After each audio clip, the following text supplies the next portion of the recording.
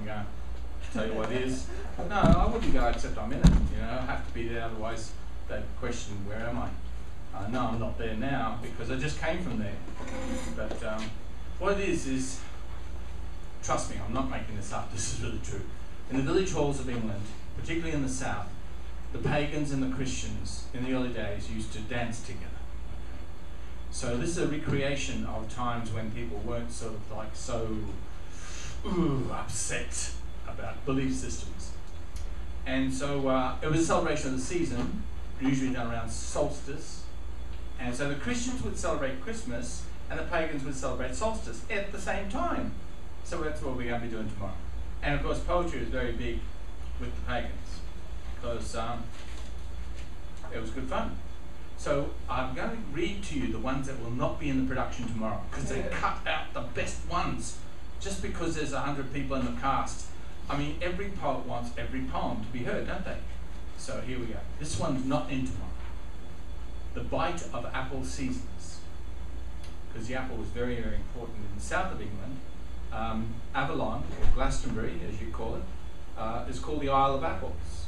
And if you go there now, you can see why it's called the Isle of Apples, because in the early foggy morning there's all fog around the Tor, which is the Celtic entrance to the underworld, which looks like a vagina from on high, and you walk around 7 times to get to the underworld. But I digress.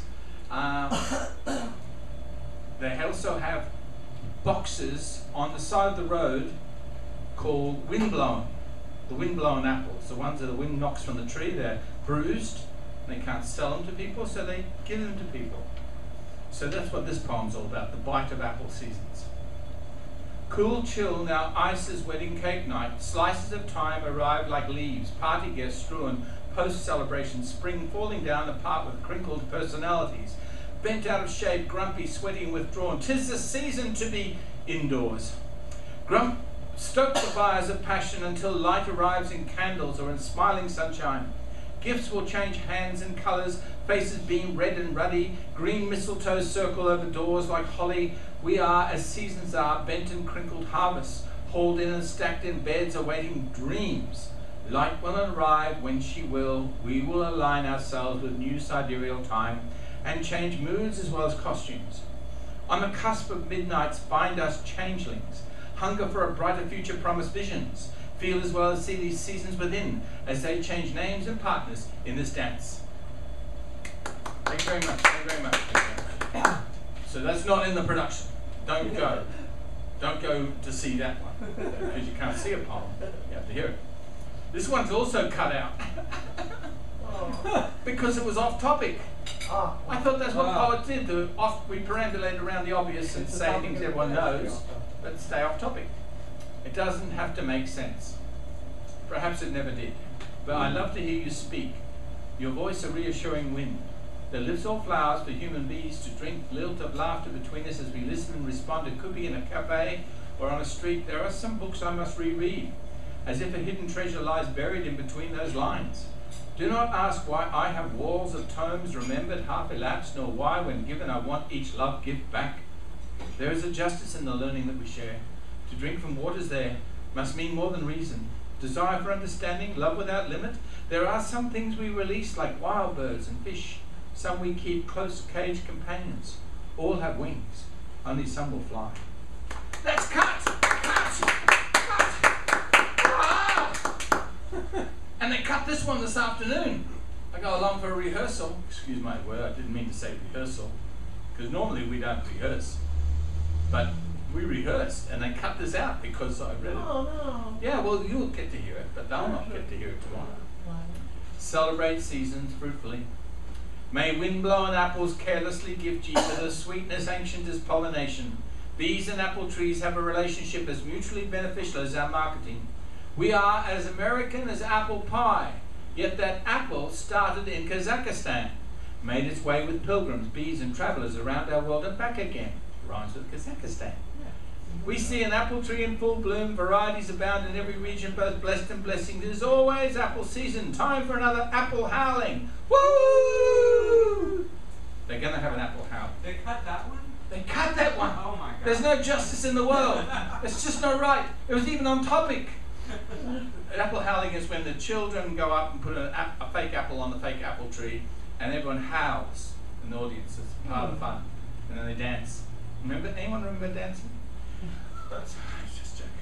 But I could give you one that they're going to put in. Could you cope with that? Sure. Okay. This one's not mine. It's short, because I know you're leaving soon. I can't do it. It's only half a poem. Oh, I'll do a long one then. No, I can't. I've only got half of it. My goodness. Looks like it's time for someone else. Yes. Thank you very much. Sure. A little cat stuff here. Meow. First one is from a book called Christmas Carols for Cats. You may recognize some of these songs. By the way, Thom and Scott know this. How is a cat in the desert like Christmas? Go. It's got Santa Claus. Oh. Oh. Oh. That was free. There was once a little boy who, Yeah. who made a little nativity scene Yeah. for his elementary school. Yeah. And he took it, and the teacher said, "This is amazing, but why are the three wise men dressed as firemen, the little fire hats?" He says, "Well, doesn't the Bible say they came from afar?" He's from Texas. Yeah. I always leave out a key thing in the. That's all right. All right, in the joke. Anyway, the 12 days of Catmas. Yeah. On the first day of Catmas, there came a gift from me, a tear in your precious Santee. On the second day of Catmas, there came a gift from me, 2 headless mice and a tear in your precious Santee. On the third day of Catmas, there came a gift from me, 3 fur balls, 2 headless mice and a tear in your precious Santee. On the fourth day of Catmas, there came a gift from me, 4 feathered birds, 3 fur balls, 2 headless mice, and a tear in your precious Santee. On the fifth day of Catmas, there came a gift from me, 5 furry things, 4 feathered birds, 3 fur balls, 2 headless mice, and a tear in your precious Santee. And then it goes on, 6 strays a spraying, 7 trays a brimming, 8 fish heads reeking, 9 fleas a leaping, 10 toms a wailing, 11 kittens mewing, 12 fat bills coming, and a tear in your precious Santee. Yeah. Yeah. And these are from Old Possum's book of Practical Cats by T.S. Eliot. And if you ever saw the musical Cats, or if you've heard the album, then you'd recognize these songs. The only song that didn't come from this was Memory, which is the most famous song. Although I think there is a line from here that suggested Memory. The naming of cats. The naming of cats is a difficult matter. It isn't just one of your holiday games. You may think at first I'm as mad as a hatter when I tell you a cat must have 3 different names. First of all, there's a name that the family use daily, such as Peter, Augustus, Alonzo, or James, such as Victor or Jonathan, George or Bill Bailey, all of them sensible everyday names. There are fancier names if you think they sound sweeter, some for the gentlemen, some for the dames, such as Plato, Admetus, Electra, Demeter, but all of them sensible everyday names. But I tell you, a cat needs a name that's particular, a name that's peculiar and more dignified, else how could he keep up his tail perpendicular, or spread out his whiskers, or cherish his pride? Of names of this kind I can give you a quorum, such as Munkastrap, Huaxo, or Coricopat, such as Ballamurina or Jellylorum, names that never belong to more than one cat.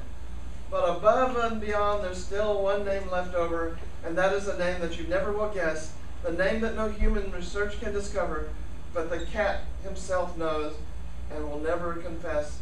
When you notice a cat in profound meditation, the reason I tell you is always the same.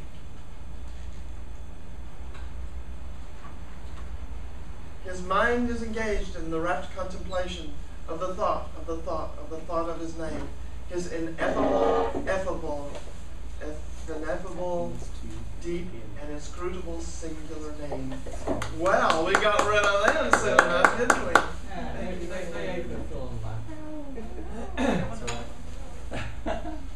Audiences are always leaving me. Oh, that's only because They just can't handle it. They just can't handle it. yeah, we can barely. Well, That's you two have heard this on numerous occasions. right. Joy has it. But Joy maybe hasn't.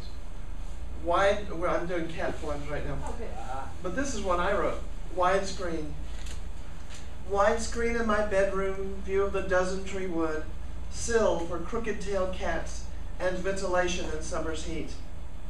I see through you a miniature forest in the diagonal, populated with birds of all stripes, types I don't even know. Sometimes there is jaywalking or robin bobbing or sparrow hopping. And I must remember to address the cardinal as your eminence. The sapling grove becomes the world when night befalls the suburb block. Felines 3 take the catbird seat and slip each into the dark thicket, to arrive later, empty-mouthed, I hope. During my slumbers, much takes place out there. If I don't filter out the stalkers with the lowering of the pain, I may blanch in morning light at a mockingbird carcass field stripped behind my standing mirror. I confess I have laughed at neighbors incensed by kitty flowerbed deposits and upturned smiles at tall bird feeders. But I don't much appreciate proud gifts of blood and feathers or fur and tails laid at my feet, hoping in vain for praise. Still, I happen to love the cats on the sill, the stars in 3D of my widescreen show. I wrote it and writ it. You want to go? Oh, no, I. Oh, did you come to speak? Surprise you. Good. There's no list here. Whenever you see dead air, just go up there and read something or recite something. I'm here to listen. Oh, okay. That's cool too. Hello, hello, hello. Hello, hello. Hello, hello. Isn't there a famous thing you sing it and start like that? Hello, hello, hello. Hello, hello, hello. Tell Wendy I appreciate it so much. She said, thank you for bringing those chocolates she loves. Awesome.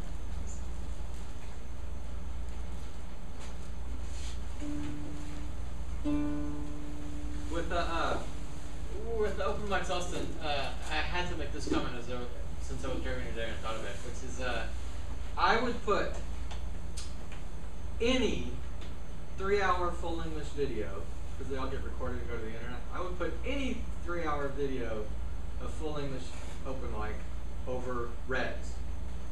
I would put most 3-hour videos of full English over Gone with the Wind.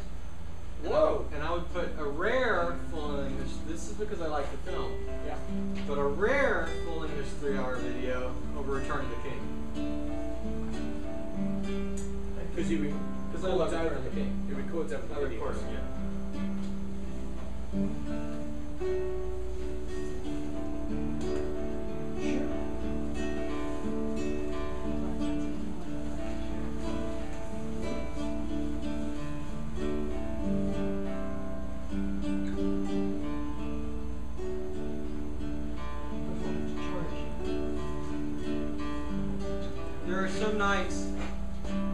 There are some times that are a human being and the people he's with are supposed to weave themselves together as they spend their time into warm quilts or tapestries. And then there are other times when it's cold outside and we're still all drying off from yesterday's rain. And there's no one in the house but us. That it's better to let the threads unwind. I don't know how many times I've sat outside and watched a fly alight on my knee, or those little bits of flotsam that happen through the air. They look like dust to me sometimes.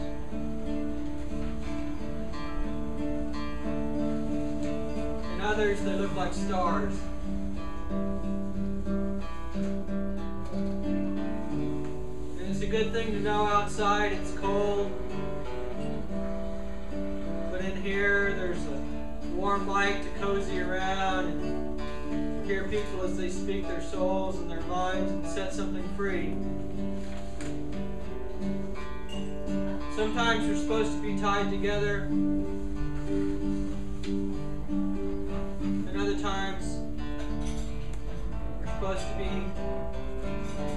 a space where people can walk in.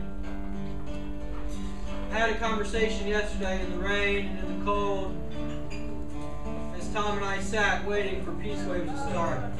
And it was about what it means to come to an open mic, and every time Thom and I get to talk, and there's little bits of difference and of opinion or ideas, because you see, I'm here and he's there, and there are the eyes looking out for both of us. We talked about what it means to come to an open mic and how, in some instances, people need a little shove or a little inspiration, something to will set that gem of a poem or a truth that's inside them free. Think South African diamond mining.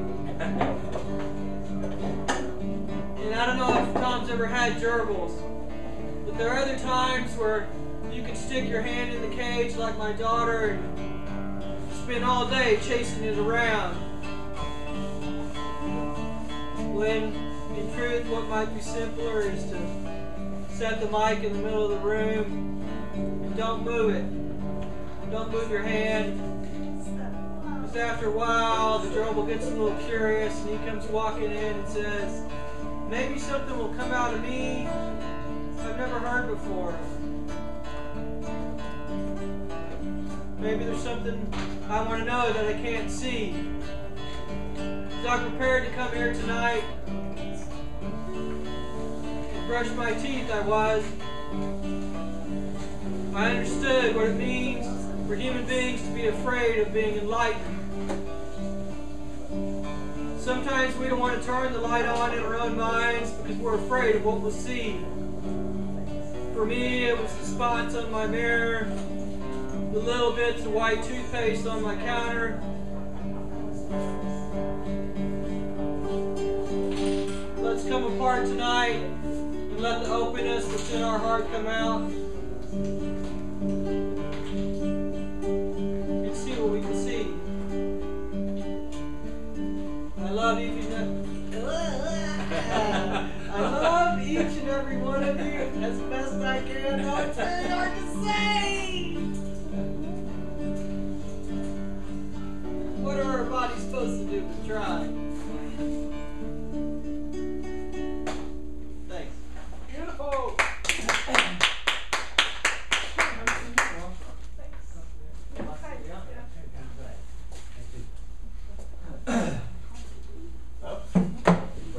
Nelson Mandela became in South Africa. He had two poets at his inauguration. One was his tribe and one was for the nation.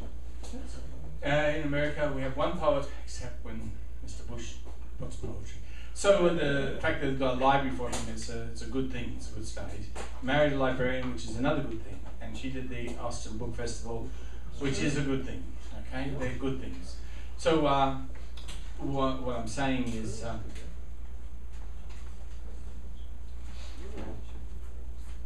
Deb Akers, we did a remembrance reading for her Bookwoman Thursday night.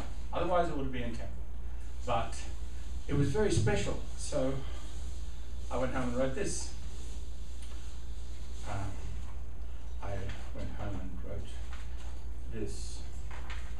I'm so organised. I had it all organised. It was all right. Deb travelled more after she left us than before. If you want to meet her, she's in a playground at the permaculture farm in Brisbane. She's in Louisiana, parts of her in Ladybird Lake with her family and her lover Don. She comes to share your stories third Fridays at Twin Oaks Library. She's remembered via Borderlands Literary Journal. She continues to be recalled at Austin International Poetry Festival, where her children's anthology reading was her most popular event. And tonight a bookwoman, Elaine Hassard, conjured her beaming presence, dedicating her feature to sustaining our connections with dear Deb Akers. An elegant sufficiency was read from, Red Shoes, a hit, and we were reminded how much she gave to every one of us. How many of us it takes just to keep some of her poetic initiatives flying. A photograph is not a conversation. A poem is not a movie. A book is not a person. We miss her terribly. Subterranean river of human beings, like water conscious of itself and all surrounding, like stone sometimes hard to move, like fire warm and healing, like air invisible to most even when they most need elemental connected consciousness. Here we all are, sitting on a planet, spinning together through space and time, and only sometimes reaching out to find each other. Here we are, reaching out. Here we are, needing each other. Here we are, helping when we can, looking to find your credit card. Did you find it? Did you find it? No. Let's go look for it. Yeah, I think so. Actually, I'm gonna go find my glasses. Oh, glasses are good too. Yes, glasses. I wear them. Remake of The Secret Life of Walter Mitty. Every closet nerd will pilgrimage to cinema. The biggest risk they take is spoiled popcorn, spilled soda, seeking to identify with the triumph of ordinary man against a world of rigour and natural challenges. Life was a glossy photographic magazine as well as a soap opera, a book, and now 2 movies. It's all we share in common on this one blue planet, a small rock hurling through dark space with a fire at its core. We are that fire tonight. Whatever astrological sign, star you are aligned with, did you find it? Yes! Yes! Whatever football team or politics, wherever you may cross borders or barriers, metaphors, call your hidden names. Your life's adventures are the only games. Less Hunger Games, more happiness games. Let us play. Ready? Okay. Tribe of Shadows. Yes. Cool. Good. Oh, I was gonna ask if you wanted to. Tribe of Shadows. You know them. That's right. Shadows. Yeah. Shadow people. You know, we are Shadow this people? shadow on the other side of light. There they are, shadow people. Tribe of Shadows, you know them. They smile like Mirror Lake. Sky stars. One falls, Nelson, long expected Mandela. Bundled like blankets in winter's embrace, we stumble, bee honey heavy among drowsy flowers. Music begins. When it stops, we start. Leave a space. I saw you dancing in the meadow by the warm gaslight. Even the mountain murmured thanks. There is only ever, never, and forever, all wrapped in paper from replenished forests. These were seeds of songs you planted long before us. All the secret worlds know your public name. All the private worlds seek your secrets. Easy. It's in the dance of stars. Ah, yes. Tom, you want Yes. some tea? Oh, please. Yes, please. Oh, I'll get one for you too. Oh, got hot coffee, please. A coffee. Louise. It's a tea room, sir. I'm just so shy. It seems like I'm constantly doing open mic, poetry open mic. It's great, isn't it? Like every night.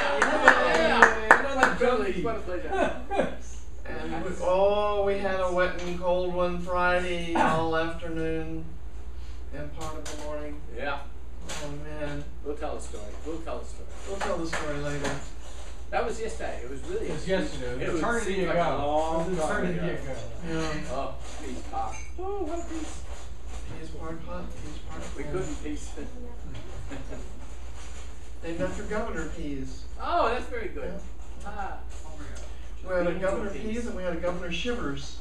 Really? I think Governor Shivers was with us on Friday. Wow. Anyway, but afterwards I went home and changed clothes and got out of my wet socks. Wet socks. Wet socks. And I went to the sock market and got some new socks. But anyway, sorry, I can't help myself sometimes. But I went to a performance of our friend Ron Kewen, Yep. who is the host of the Round Rock Poetry Open Mic. Well, mostly music, but they have poetry too. At Starco in downtown Round Rock. And I would go see him there more often, but I'm hosting the one at Maria's Taco Express at that same time. Yes, wonderful. So it can't be in two places at once, like like Thom can. You can always hit He two can't places either. at once. I've watched. You watched? He can't do it. Seemingly, he's like my cats, you know. You go from one room to the other. Wait a minute, weren't you just in there? Or you're a different cat, you know. Now you're a different cat, yeah. But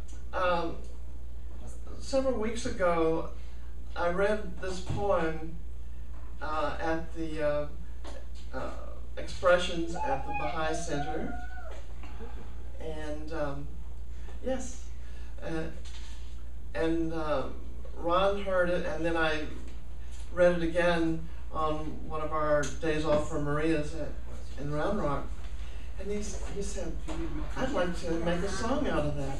And we had already written a song together. I wrote lyrics and sent them to him. But I was really honored that he liked this enough. And this is kind of a science fiction-y thing, set maybe 200-300 years in the future. Olympus Mons is the tallest mountain and the largest volcano in the solar system, and it's on Mars. Snow again on Olympus Mons. The Martian skies are blue. There is still the pink at sunset, and I'll always dream of you. Mastodons graze the grassy plains. Below our star-like earth. So lonely green this once red world, far from our place of birth. Content enough I seem to be, nanomeds sweep clean my cells. But the memory of you, my love, still in my ninth heart dwells.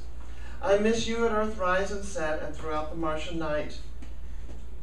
That I should survive you 100 years will never strike me as right. They have brought back moas and dodos, and made a paradise of Mars, but they cannot bring back to me, my love, you beneath the stars. And I'm just going to read one more right now because I took so much time with the introduction of that one. That's a good trick in there. Sometimes my introductions are longer than the poem I'm introducing. But this is the latest one I wrote. It's called The Dark.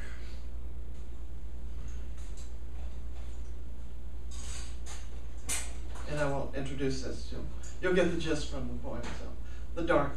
I've made friends with the dark, gradually, subtly, unknowingly. Lights out at 5, there were monsters under bed, in open closet, outside, plus spiders rappelling all around me, until I conjured up a spider-proof curtain, lowering at bedtime from my ceiling. At 10, I would still close closet doors, superstitiously every night, just in case, maybe surreptitiously too. In times when everything was possible, imagination ran rampant, monsters ruled, wolves lurked deep in the local woods, and golden eagles carried off babies. With adulthood, there were still boogeymen, a realistic basis for fear of the dark, to be sure, though they did not hide in my bedroom closet, and my spider curtain was no longer required. In middle age now, I just know a home intruder would trip and fall in my messy, cluttered house when sneaking about without benefit of light, and my guard cats would attack him viciously. Well, probably not. But he might stumble from one rubbing against his leg and begging for a bribe. I'd rather appreciate the play of moonlight and darkness, as well as that of sunlight on a day brilliant and glowing. But the shadowy contrast of black and white and gray pierces deeply into my fundamental human psyche, and hints of things seen, unseen, and almost seen, raising the hairs on the back of my neck in alarm, racing the pace of my beating heart with apprehension, and driving my fertile mind to ponder and wonder at worlds dreamed, known and yet to be discovered. For the dark is the mind is me, I am the dark. I'm scared now. Yeah. Be scared of me because I am the dark. Vasilina Olova, fresh back from Moscow. Yay! I just Over the pole. arrived yesterday. Whoa, Italy. jet laggy. Yeah, definitely. You But can't I sit guess here. still jet lag, so simply cancel each other out. Maybe. You're absolutely We'll see. free. Yeah.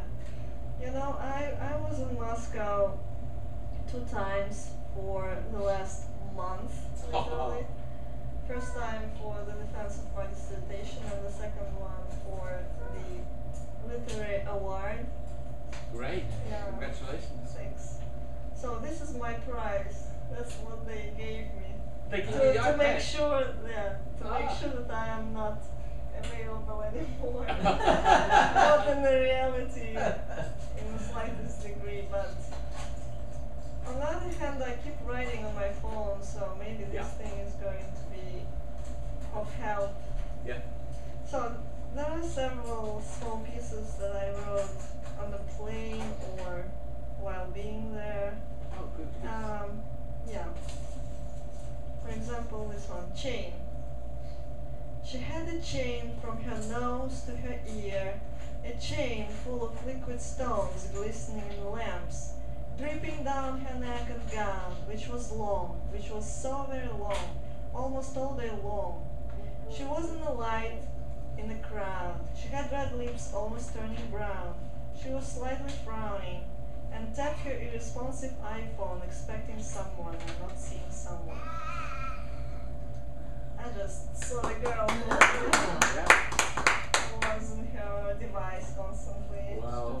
Yeah, looking for appearance of the boy apparently that she was looking for. And then I started a new cycle which is called Calligrapher. Sort of stylization of maybe Eastern motifs, so I don't know. It's called Dragon. A bewildered emperor stands in front of the cage with a dragon and decides to implement the rigorous restrictions, exterminate all the prevarications of the laws, for which partly the party was responsible and partly the predecessor. Dragons should be forbidden from now on, and beautiful creations such as unicorns, porcupines, domestic fishes and animals, including flamingos and those who wear the golden lashes with medals, not to mention the chirping circle of monkeys, scarabs and grackles, and also the pride of chameleons, one comelier than the other, gathered on a shining golden plate, and things like that, that is to say innocuous, pleasant to an eye, as well as having diagonal stripes or adamantine gaze, or both, are mercifully now wholeheartedly approved.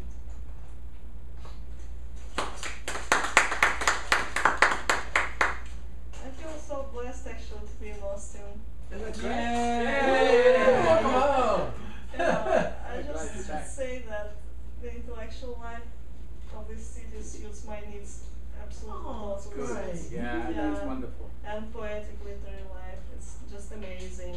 You mentioned grackles. Do you have grackles in Russia? No, we don't. We Oh. don't. I believe the whole continent You miss is them too, deprived don't of you? them. Yeah, which is unfair because they're absolutely beautiful. I like. Commentary. Availing himself to the grapes and grapefruit slices from a white crystal bowl, sitting in front of the serene lake in his silk gown, his legs crossed. He thinks about nothing but producing, in some 30 years or so, a modest but diligent commentary to the phenomenon unbeknownst. In some other commentaries called by different interpreters universe, objective reality, or simply world. That's my thought. That's That's a- my desire. To Okay. read a small commentary. Yes. Basically, what else could we hope for? More. Yeah, so this is the poem that was about Moscow metro. If you ever been to Moscow All the subway, art. All the art on the yeah, walls. yeah, it's amazing. Chandeliers. Yeah, but at the same time, it is a sort of iconographic of power. I mean, it was produced during the, difficult years of Yes. Russian history. And it was founded by Stalin, and then for several decades it was named after the man who took great part in organizing the repressions and killings and stuff like that. So the poem is called Clepsydra.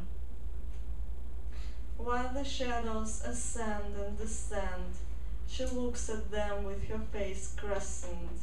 She follows the sand accumulating, her eyes stumbling upon one or the other crepuscle. She sits in the bottom of the staircase, in the eternal subway crepuscle, the modest deity of escalator, a pearly pink mollusk. Wow. You just don't know when you're ending, that's all. Yeah. Yeah, and I was staying for the first time in my life, at least in my, in my life as an adult, I was staying in a hotel in Moscow. Because when we moved to Moscow, I was 5 years old, and we lived in a hotel for a while, but I never lived ever since then in some, public space. Yeah. I mean, I always was at home, but since they sort of pay for me to live in hotel, and my flat is taken by my brother and his new family, I decided I'm going to stay there. And there's a poem called The Room. I pass the corridors like a sleepless spectre, speaking one language, bearing in mind the rapidly destroying collapsing constructions of another, that follow like stations follow a train. A table near the window displaying misty Moscow, and the absence of a book that I need in this very moment, and the remembrance that you are far away disquieted the first room with a red carpet, in which I was awakening to my young mother's loving arms. Thank you. That's so sweet. Thank you. Welcome back. It's really good to you responded to everything in the journey. Well, yeah, not everything.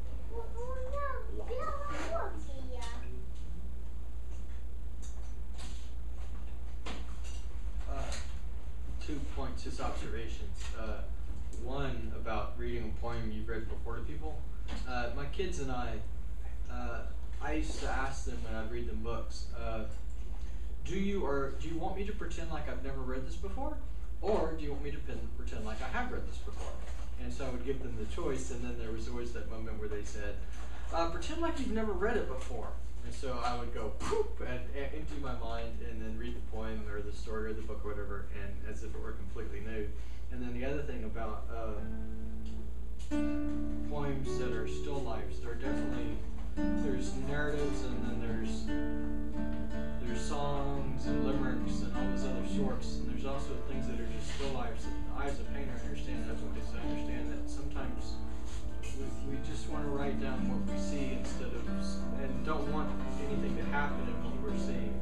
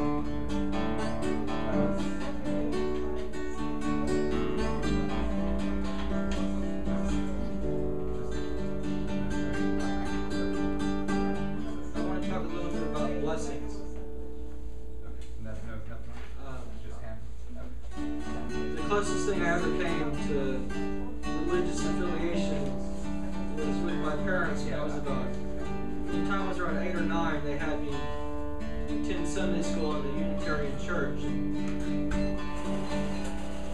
Thank God, the thing I remember most about it was it was either Halloween or Thanksgiving Day that we went into the kitchen and made cookies. Aside from that, there wasn't much to it. So except maybe the humanism.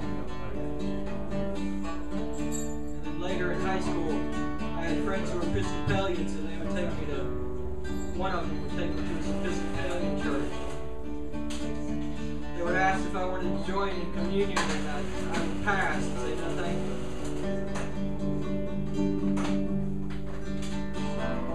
Open mics aren't an addiction. They're not something you become addicted to. They're just a form of religion. And Thom will have to pardon me, but to me that means something where you feel most at home with the people you're around. And in a place like this, it means kindred spirit, where you can speak what you say, or say what you have in mind.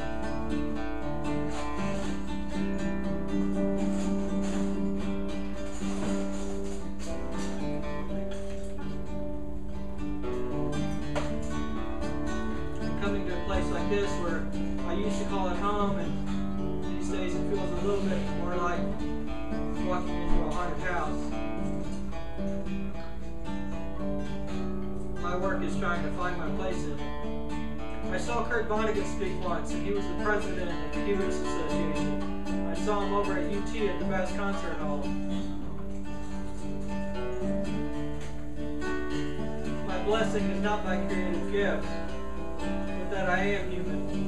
I'm stuck in that middle place where, like a slow motion film, where the one grain of sand spins in circles as it goes down the hourglass.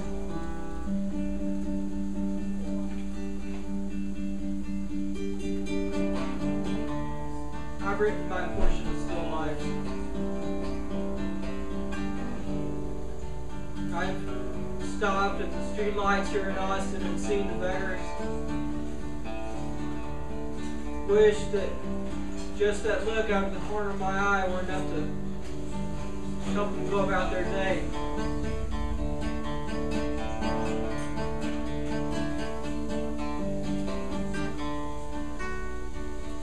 What have you given today? You've given your breath, your hope, your life, your attention.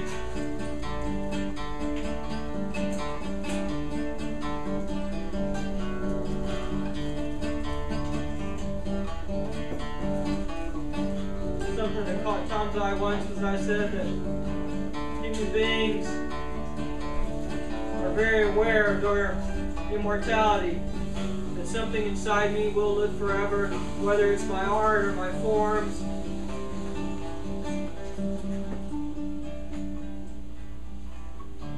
Or that's part of me that I really don't know completely. There's another part of me that tonight, when this he that you see before you lays down next to his pillow or his couch, says goodbye.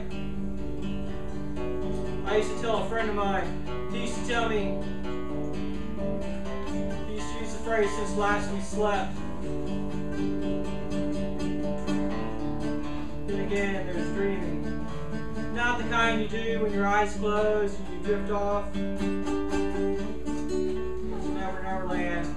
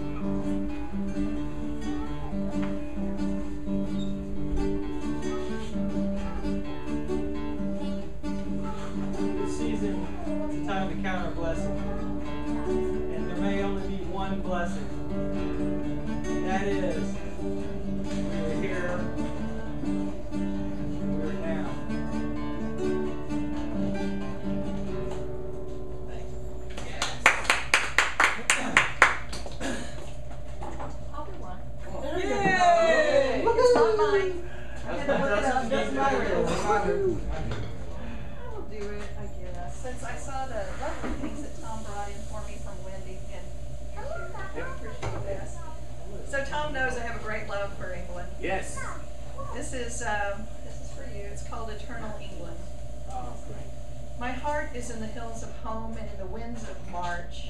It sings within Tintagel's foam and Gloucester's soaring arch.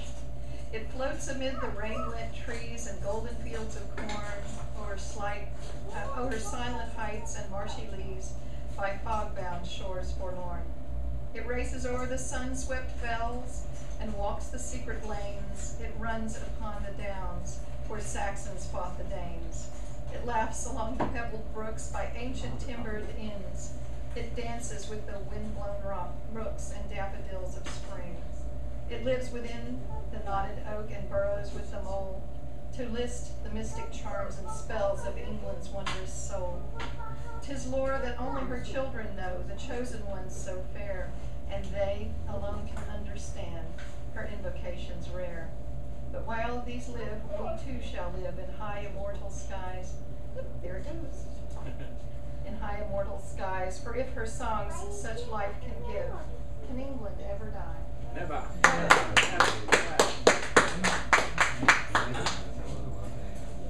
We'd be very, very lucky to hear Joy Owen, who used to keep temple poets alive. Now that's an achievement. They had their own festival, they had their own venue, Zoe's, wonderful, wonderful times. And for the attrition of age and death and despair, and that made the circle smaller, there is evidence of it once a month at the Belton Library on the second Thursday, when at the same time Bookwoman is on, from 6:30 to 8. Really nice circle of sentient conversational poets. Really surprising how much they are able to survive in a difficult environment. They're in the library now in Belton, and long may they live. I want to read this to you because tomorrow we're doing Wassail, and this is one that's not going to be done. This is in the Guardian newspaper, in the gardening column. Paul Evans does poetic prose, and so evocative of the true spirit that you evoked with that poem about the things you love, about Cumbria, Glastonbury, Gloucester, the places outside the Lundum, outside the Birmingham, outside the sort of city debt. There's still the trills of the water in Wales. There's still the harsh stone of the Scottish Highlands, and there's also the green of the beautiful south around Devon. And my friends are also in love with Cornwall. Alex loves Cornwall so very much. She goes down there when her soul is beaten up by the harshness of Huddersfield. She goes down and sits on the art beaches of Cornwall and just gets refreshed. So this is Autumn Song from Nature Watch by Paul Evans. Autumn arrives like an old song. After days of misty weather, the autumn song comes whistling down the ears of memory into a warm, bright day. The remembered tune plays across the soft golding of great beech trees and dappled shade in woods. Its words are written in the litter of fallen leaves, crabapple windfalls, and fungal fists. A scent which, like memory reached into the past from damp earth, stirs a kind of mythology and becomes a creative way of seeing this world through an emotion reserved for autumn. Looking up into a green stained glass of hazel leaves, they're patterned with small dark shapes. These are hawthorn leaves, fallen from the canopy, their arrangement written like a score through the wood and sung by robins as their own autumn song. Autumn is for gathering and decay. Perhaps it's only in the forgotten or protected places now that we can still hear its song.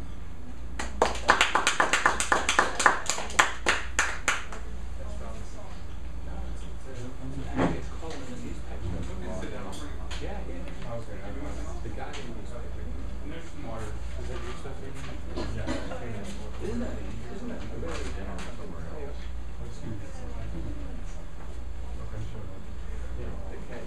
More Christmas carols for cats. By Julie and John Hope.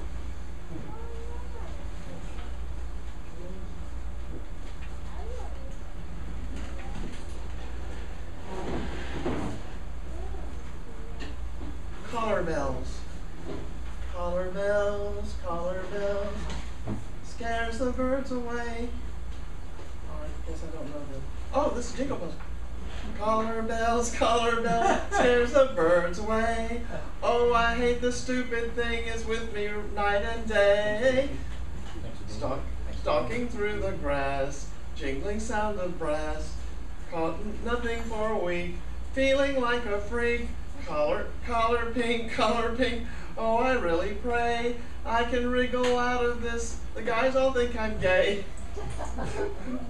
Collar smells, I didn't read this before. Catching all the fleas, everyone just treats me like I have a bad disease. Okay, alright. Oh, come all ye wakeful. Oh, come all ye wakeful.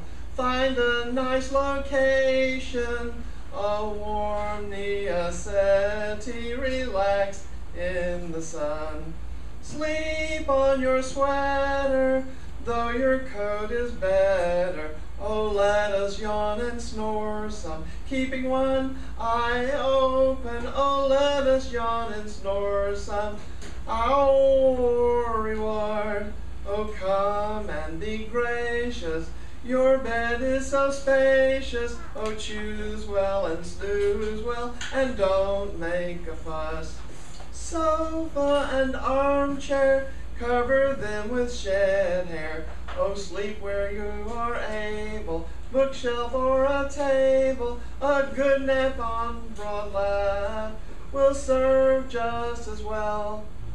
Life has such meaning, pause it airs dreaming. Oh, come all ye wakeful. And so on and so forth.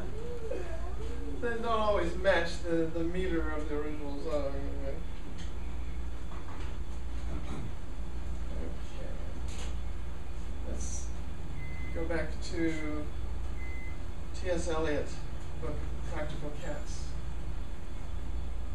Mr. Mistopheles. You ought to know Mr. Mistopheles, the original conjuring cat. There can be no doubt about that. Listen to me and don't scoff. All his inventions are off his own bat. There's no such cat in the metropolis. He holds all the patents, monopolies, for performing surprising illusions and creating eccentric confusions. At prestidigitation and legerdemain, he'll defy examination and deceive you again. The greatest magicians have something to learn from Mr. Mistopheles' conjuring turn. Presto, away we go, and we all say, oh, well, was there ever a cat so clever as the magical Mr. Mistopheles? He is quiet and small. He is black from his ears to the tip of his tail. He can creep through the tiniest crack. He can walk on the narrowest rail. He can pick any card from a pack. He is equally cunning with dice. He is always deceiving you into believing that he's only hunting for mice. He can play any trick with a cork or a spoon and a bit of fish paste. If you look for a knife or a fork and you think it's merely misplaced, you've seen it one moment and then it is gone. You'll find it next week lying out on the lawn. And we all say, oh, well, was there ever a cat so clever as a magical Mr. Mistopheles? His manner is vague and aloof. You would think there was nobody shyer, but his voice has been heard on the roof when he was curled up by the fire. And he's sometimes been heard by the fire when he was about on the roof.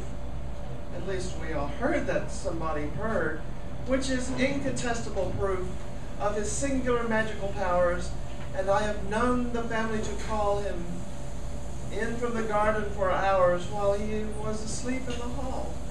And not long ago, this phenomenal cat produced 7 kittens right out of a hat. And we all said, oh, well, did you ever know a cat so clever as the magical Mr. Mistopheles?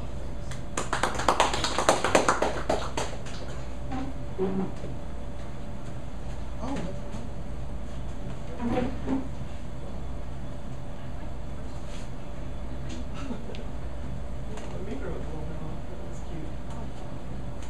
You should not do that. It's not too big.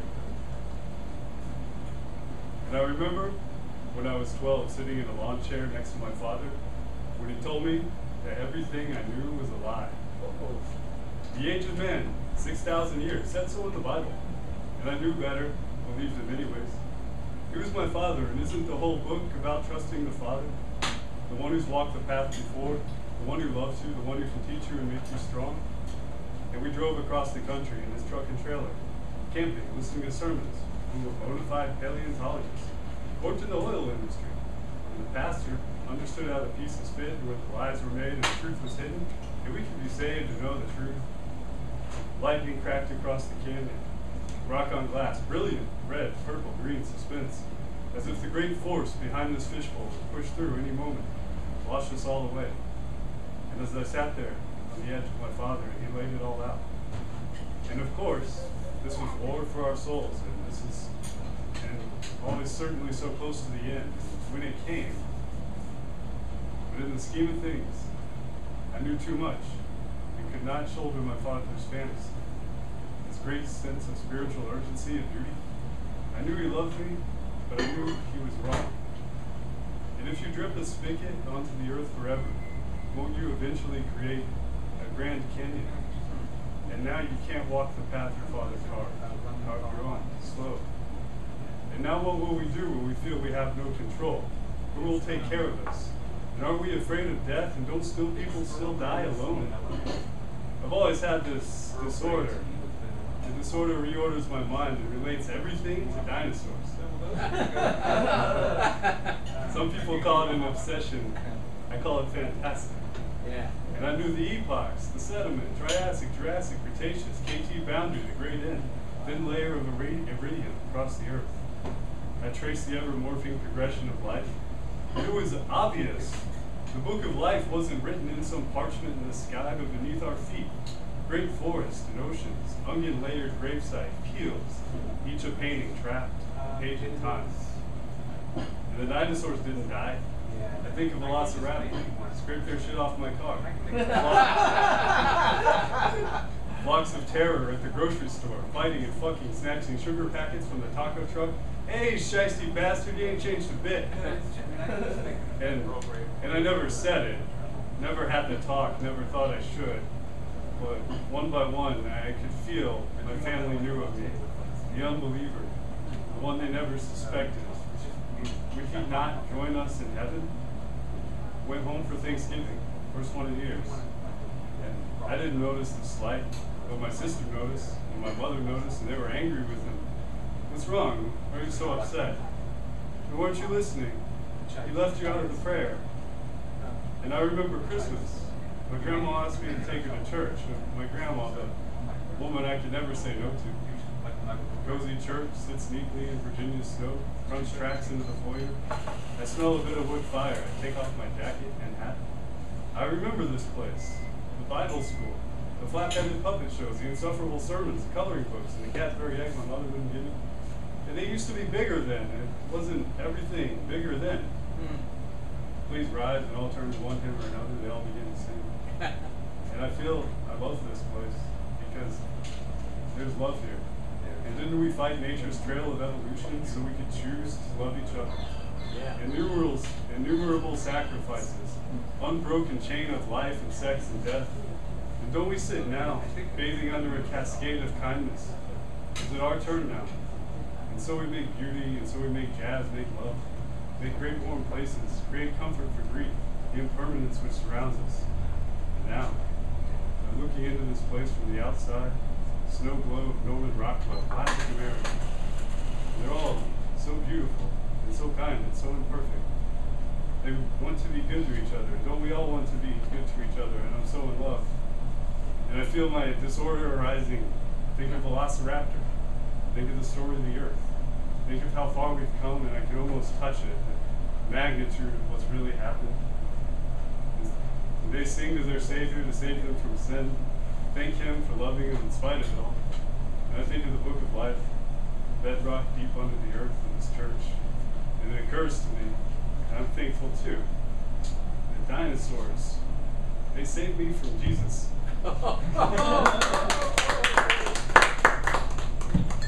Just so you know, everyone's welcome to read at any time.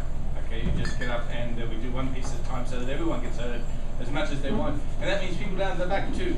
just pop up anytime and just surprise us, because we want to be surprised. And these little people too, we very much encourage little people to tell the big people what the future's going to be like, because we may not be around to see it all. That's what I like about poetry, no matter what you say.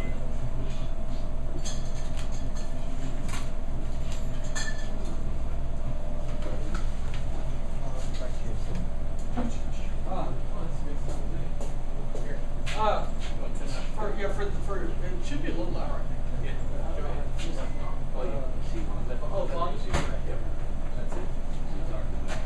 Is that better? For those of you who came in, since we started, I record all the shows. This is really for you. I record all the shows in the back. All these shows, every open mic I go to, it's at a website called openmicsawesome.wordpress.com. Awesome. So with your permission, I'd like to put what you just did on that website. Okay. Some I give that option to people because sometimes they don't want to be done, and then I have to take them out. So I'll need, if you would, write me your name or tell me your name. I'm not going to remember it. So, okay. But he's right. This is the former Quaker meeting. So once you get up and you let the voice of the Spirit speak through you, such as this.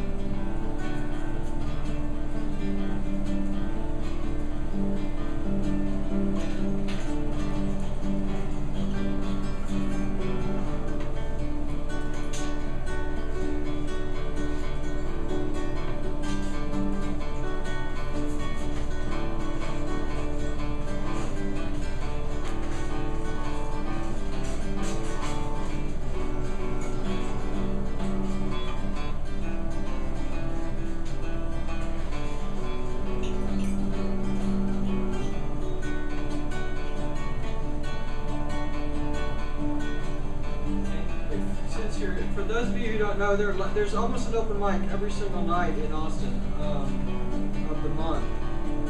So there are other places to go and be heard too.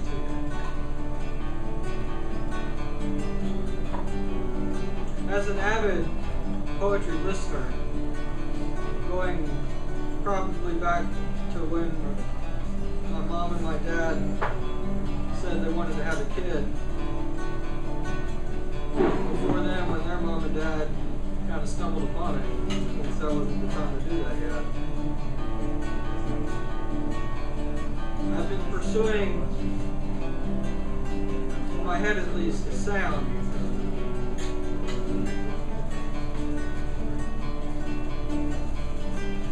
And I hear it in works of art, I hear it when people speak their poetry and recite.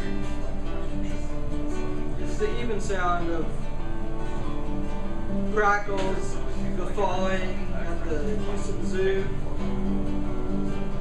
little titmice out in the tree behind my house, cash registers, that too, or that sound my coffee maker makes when it says it's done and wants me to turn it off. It's the sound without interpretation. It's the sound of interpenetrate.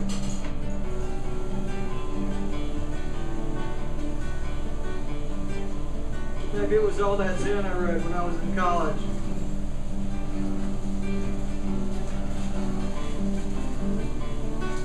I think back to those times when I saw a play, you know, the ones in middle school where they took you as a field trip.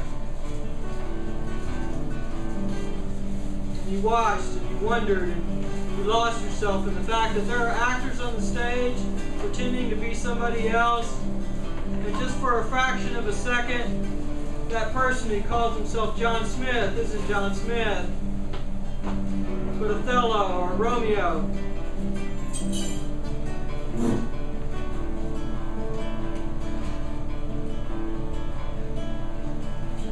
I think of the little creatures that don't make sounds, and I wish I could listen well enough, or hard enough, or pure enough. I mean, I know the sound of a mosquito. I know the sound of a fly. I've listened attentively enough to hear the gerbils. They squeak. Did you know that? They squeak. Rabbits chirp. But the spiders, the rock, the stone, the tree. Trees do it too. They'll talk. They sing in lullabies and limericks. And sometimes vast forests do hallelujahs and almighties and oh, thank the powers of Gaia. And there are other small things like concrete floors or dirt or the molten lava in the center of us. These days, I don't like to listen to recorded music anymore. I'd rather hear the one of the spheres, the one that crunches as time moves by and crackles in on everything else. I want to forget that there's a me, and just bask in the glory that there's a you.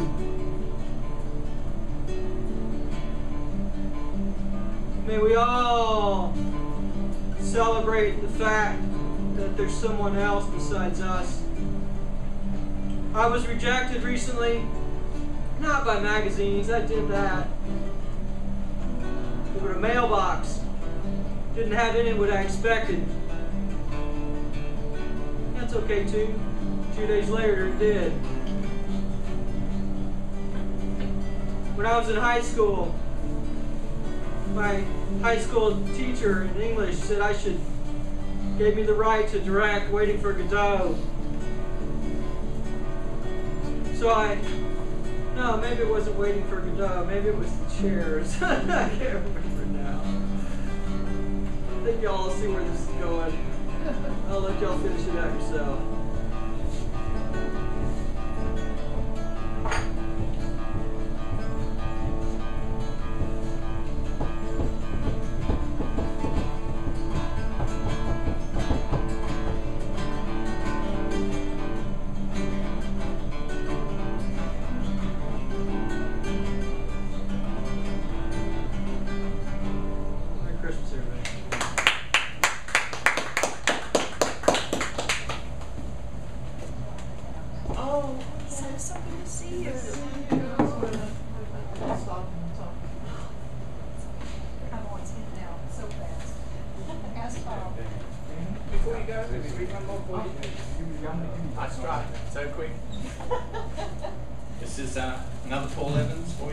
Newspaper.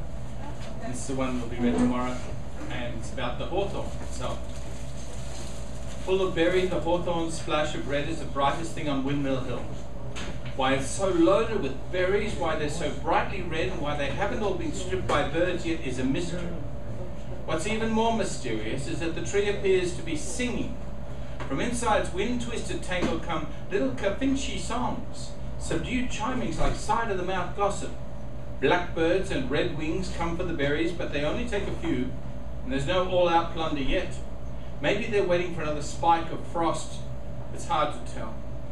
There's aluminum grey and brass-coloured lichens, green tufts of moss and old riven bark. It seems small to be of any great age, but struggles our limestone with no soil to speak of, and its character has been shaped by adversity and exposure. This tree certainly has presence, and blue tits, wrens and dunnocks hide in it, out of the way of winds and the vast uncompromising world that could crush them with its gaze. They make their own secret sounds, which play into the tree's plain song. On a day of cold sunshine, which has opened up the hill and the knapweed seed heads, the hawthorn is brilliant, but there's a kind of melancholy about it. It's as if the tree's fecundity is a last-ditch attempt to throw itself out of its nailed-down place, to pitch its future into the world through the innards of the birds. The hawthorn's blood red is also an omen, a signal for the 12th day of the 12th month of the 12th year. Thank you, Joe. Good to see everybody. Take care. Merry Christmas. Merry Christmas.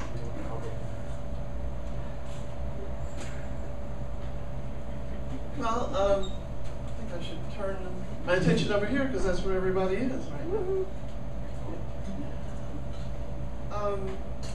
as you may know, Christmas wasn't even celebrated in the United States until sometime in the mid-19th century. Early Christians and the early Puritans in the United States didn't think that Christmas was worthy of celebrating because there's nothing in the Bible that says exactly when it was.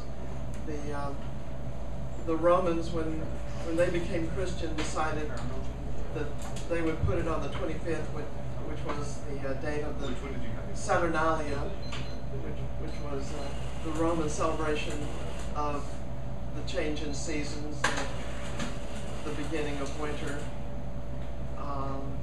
signaling that winter wouldn't last forever, and spring was ahead.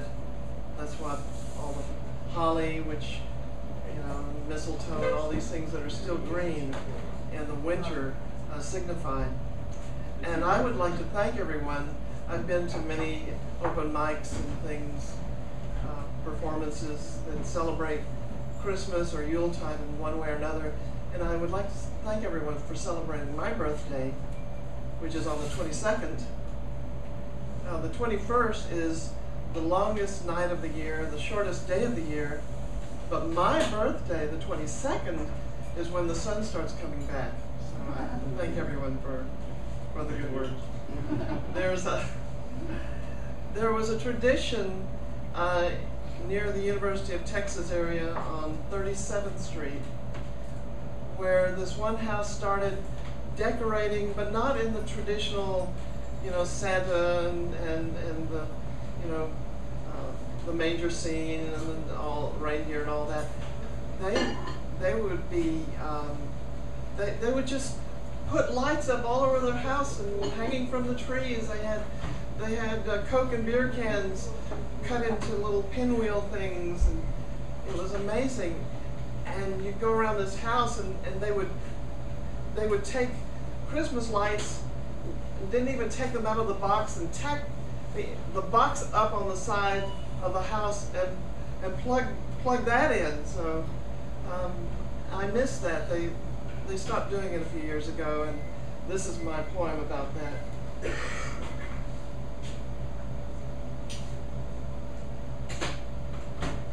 An ironic angel on 37th Street. I found an ironic angel on 37th Street at Christmastide not long ago. I wasn't looking for an angel.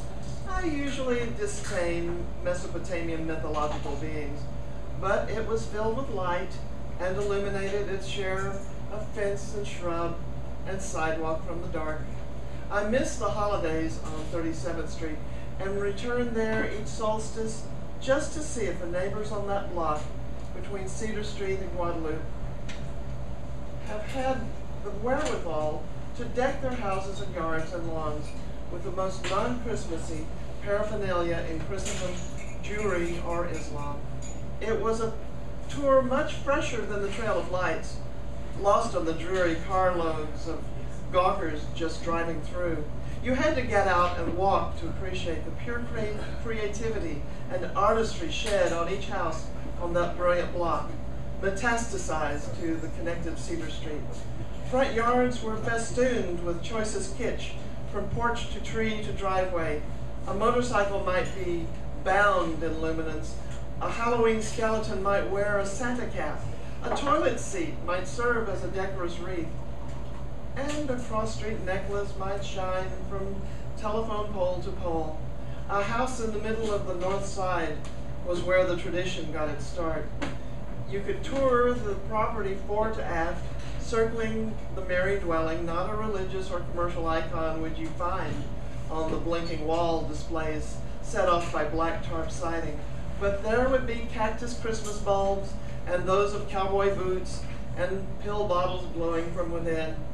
Their electricity meters spun like a compact disc, while a plastic pail begged, "Please donate for utilities." The couple in the house where the 37th Street lights began moved away, and the tradition began its slow decline. I visited there the other day. The clever pagan fringe element was gone. One solitary suburban frontage showed the usual Santa and reindeer set from just anywhere USA, and there was no ironic angel on 37th Street. We're doing one at a time. We're doing one at a time? So that people That was can- one. Yeah, it was one because it's funny. Yes, that was one. Yeah. So I'm going. Okay. You're leaving. She'll be back. I don't know why you're tapping me here. Jeez.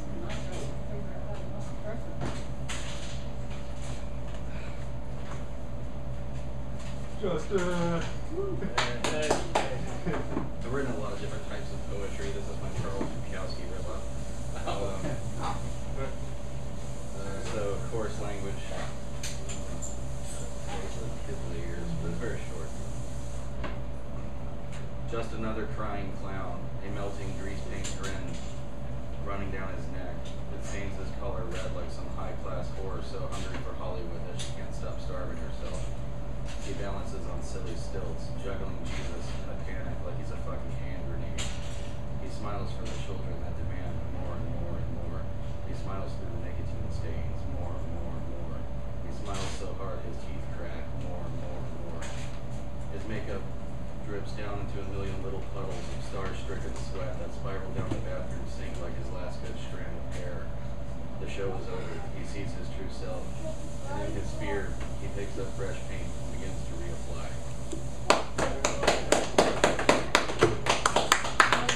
Last one,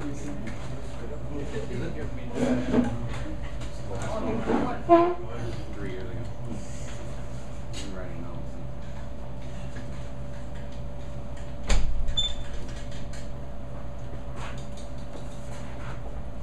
This is well, I want to say my name's Sylvianne, in case anybody wants to find me on the World Wide Web. I'm all over the place. The Manic Rainbow. First time I flew the Manic Rainbow, I told the world everything I knew I could be and thought I already was, though no one could see. Declared me crazy for believing in myself too much. Tied me down, left me alone to despair, convicted me of a crime called insanity. They said there is no return.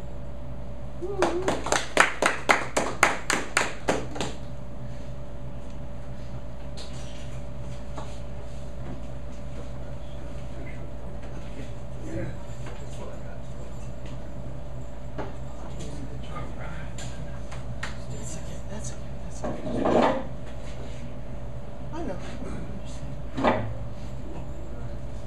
swing around and take it off. Well, it's not close enough to Christmas yet to bring out my Hallmark specials.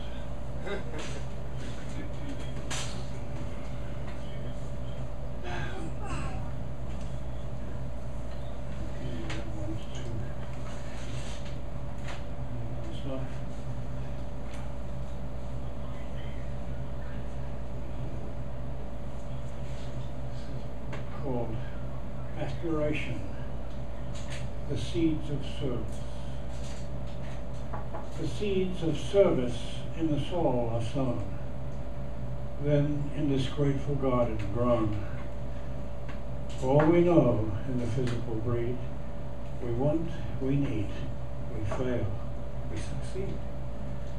As steward, the world is offered to me, in part. Now, facing this, I do not feel so smart. Can offer humbly only my whole heart. Well, I guess at least that can start. But then a paralysis of fear. What is it I must do? Why am I here?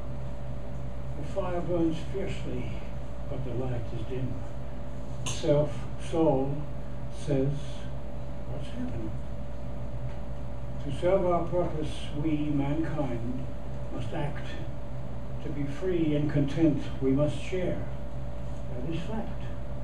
Then we'll eliminate false guilt and fear, and all our wants and needs will disappear. So let's work together, cooperate, or pretty soon it might be too late. The road's been rough, we've got off track, but he is come to guide us back. The better day is on its way. Have faith in new beginnings. Open hearts and open minds give access to a cosmos kind.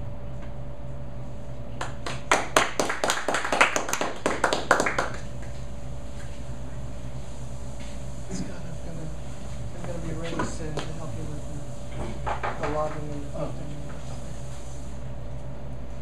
Yeah, I keep looking around and see who's starting to stand up. Yesterday I was over at Osmic at the Peace Park, froze my butt off. But I was cold and wet, and I was drowned as a rat, and yet I had a good time. How do you explain that? Yeah.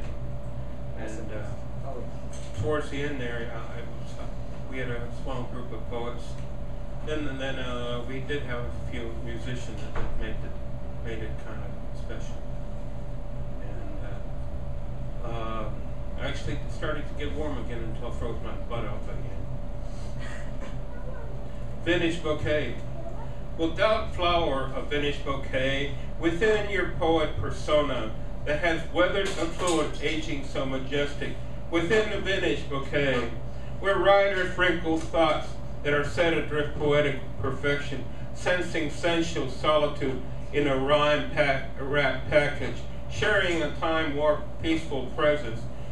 Poetry's wildflower blossom, so pure inside tranquil hearts, where the inside, the quill harmony, heartbeats are set aflutter, livid imagery, that alliterates the light and the bright melody, prancing in reflective reflection of lyrical composition that composes a poet's soul.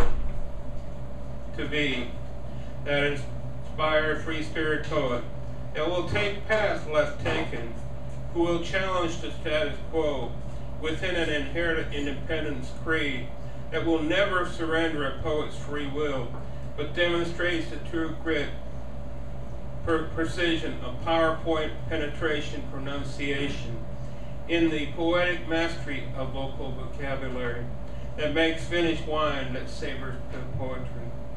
The greatest gift a poet has is to create seedlings that within the mind they transplant into readers, where it germinates to sprout creative roots within another generation that will age with poetic pruning, where they create another vintage bouquet.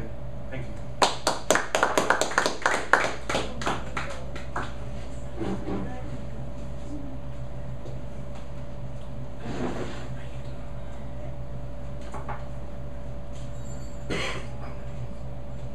I'm very glad to see everyone. This is called dinner. This is going to second me here. Hopefully it's not going. I waited for a waiter for a long time. Once he brings me a tray with all sorts of what? What happened? Turn it on. Turn it on. You switched it off. Did I? Yeah, it's a little switch. No. Hey. Hey. Switch. You're right. There is no switch on this. And violence works. Hey. It's better now. Well. Dinner. No, it's not. I would. Still, I will try to hold it then. I waited for a waiter for a long time. Once he brings me a tray with all sorts of seashells and seafruits, wriggling octopuses opening their aquiline beaks, and a pheasant baked with thyme, plums, eggplants, and the like violet plants, with unlikely berries, brag, likely parmesan and asparagus, with implausible signs, fragrances parleur française, Maupassant and Modigliani irises and Maupassant, with the castles aglow in the dark and the caravanserais to which the camels drift through wilderness, vanishing at the mystic horizon, through which the eyes of London Bridge luminous in stellar duration, with the lighthouse on the beach, bare like ossified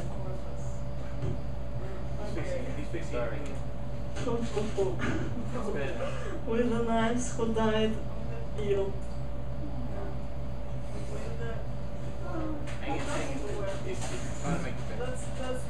That's the sign there. No, don't give up. It's okay, it's cool. Let's try it. See That's it. Okay. Yeah. Thank you for the support. Bare like ossified corpus. No, I know this.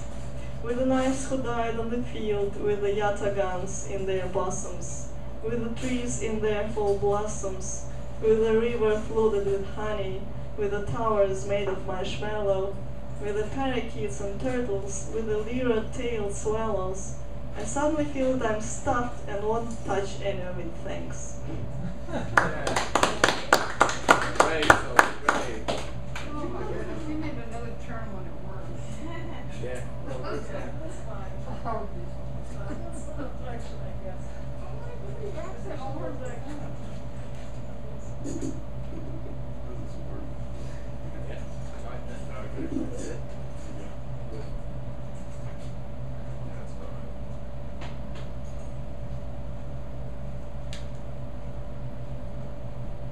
The kitchen is busy in the cramped cabin in the mountains. Dee's cooking, Cassie smokes. The cats ignore their spray bottle warnings. It climbs across the stove, it gets the hose again. Wide pine planks wrap a warm space for us here. Snow teases the crystalline air. Everyone wants eggs with balsamic and parmesan. Dee's hard at work. The earth tumbles towards the mountains, raising the moon between the peaks. Linda's friend will be here in the morning to take her to Santa Fe. We heat water for tea.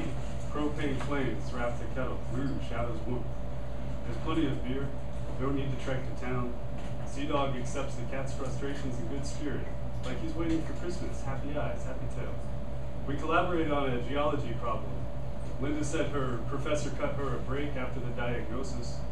James Brown plays in the background. This is a man's world, we all shout. Linda removes the colorful shawl from her head, bald, vulnerable. I feel she'd trust me now. We don't solve the equation, but we do profess to love math. We love to say we love math. We love to feel smart. Stacks of dishes sit in the morning. Linda heads to bed. Deanna reminds her to drink more water this time. She heard the second time is harder. Linda's friend will be here in the morning to take her to Santa Fe. Coyotes lament behind the mountains, and the earth escapes us all. The girls go to bed. I sit at the table and finish a beer. The stereo plays in Linda's room, soft, crying, almost too soft to hear. And I'm pretty sure it can't happen to me. And we were all pretty sure it won't happen to us.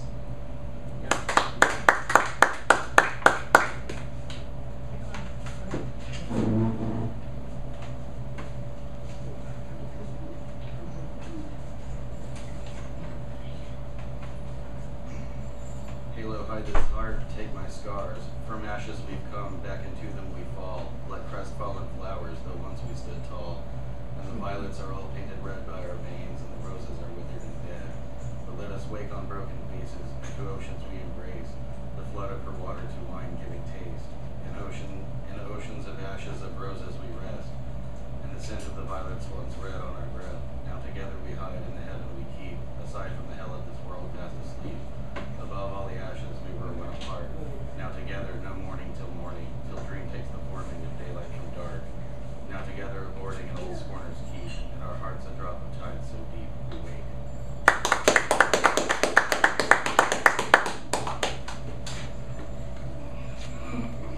Just wanted to hear your accent.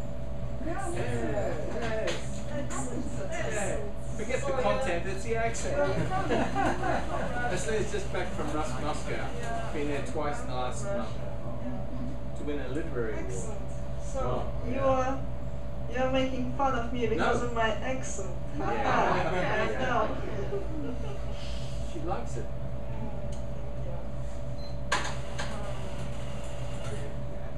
So I fly via Singapore Airlines. Oh, aren't they good? Yeah, and I think they now owe me for the advertising that I made of this one.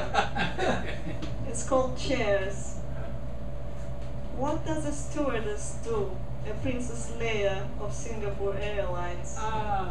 Busy bee among her numerous sisters, in her floral dress and with a shiny black hairdo, with the impenetrable impression of the unsurpassable hospitality on her face, when she is left for a moment alone.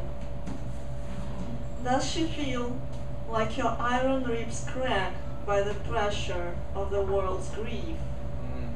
Has she lifted her helmet in the form of her head, under which her real head, no doubt, is well protected? Do not the flowers from her dress shed all the petals around her, so she has to pick them up one by one, rearranging the pattern anew once she is left alone? Or, on the contrary, she is allowing herself, finally, to gently drop with the same motherly tenderness, with the same unearthly detached compassion, her even-teethed, light-voiced "How do you do?"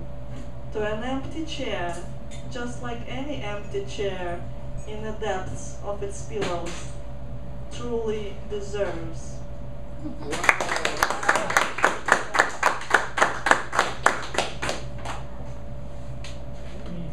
Sure. Three people in this room have experienced extreme suffering.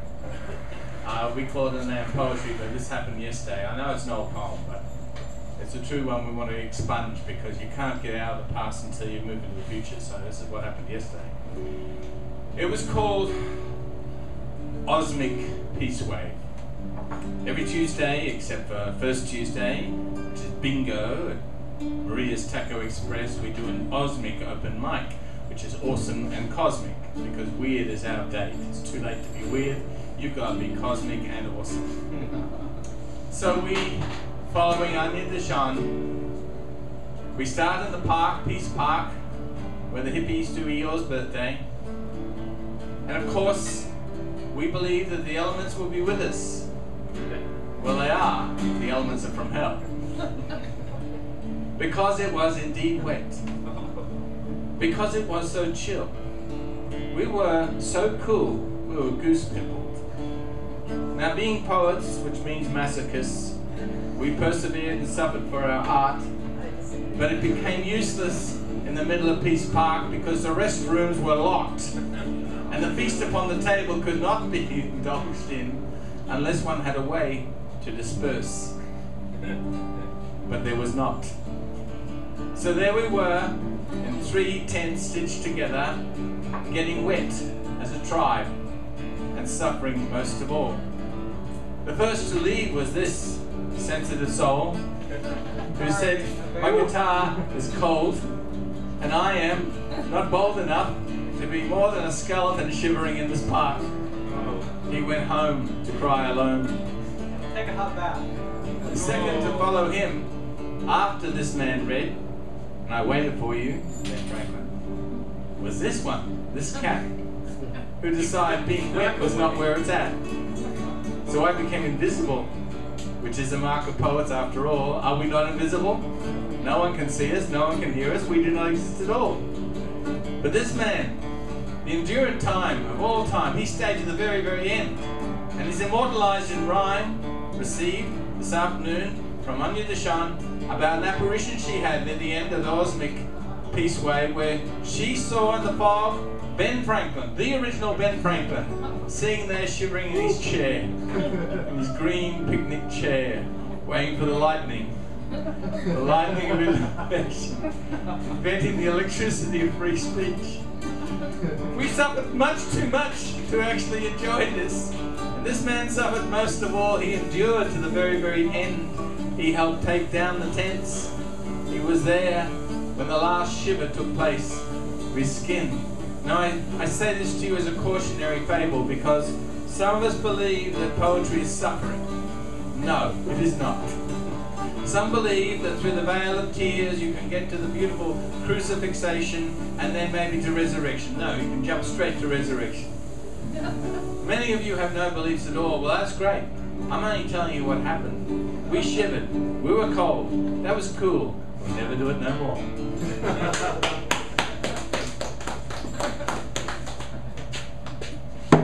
Oh, that was something. You ever go down a road, your car is vibrating, you're vibrating, and you just, you're trying to keep your eyes straight, going straight. I went right to bed and I just took the blanket and put it all away. Yes, that's true. I never felt so drowned in my life. But like I said, it was a good event. I met some beautiful people.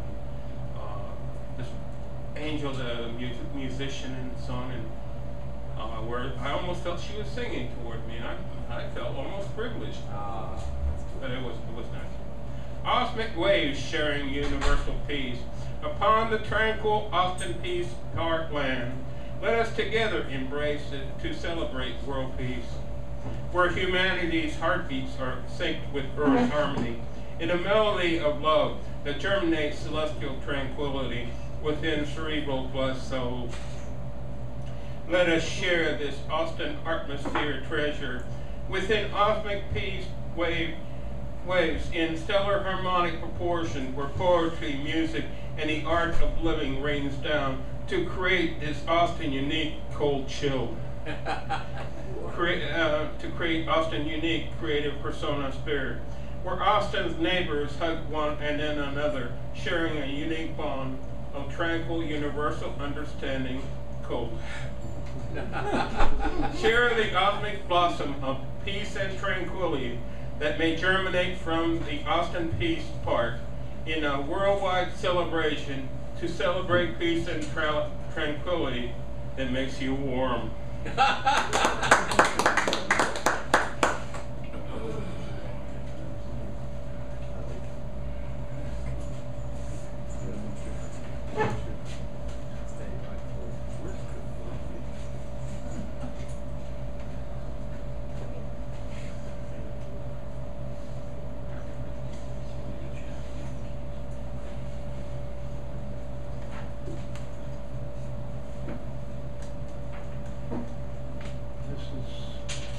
Called All God's Children Gotta Grow. Well, what the hell? I like to break the ice.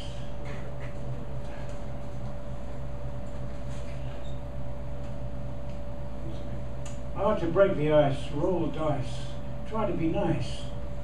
But you are a missed call, you're a meatball, you are not to be reached at all. But it's your fault, it's your choice. You'll listen only to your own voice. You'll criticize, you'll supervise, you'll pressurize and patronize. And you'll squint your eyes because you're telling lies. But you'll surely get what you need, what you seek.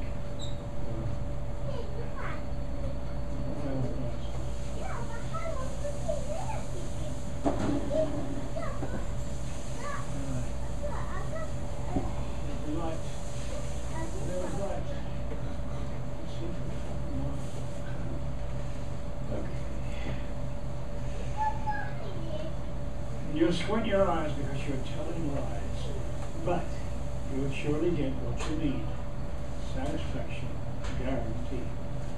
Clearly, oh, I love to hear that. Clearly that is the case. It's clear as the nose upon your face, the nose that sticks out from your face and occupies a lot of space, goes ahead, makes the base, leads the chase, and wins the race. Hooray!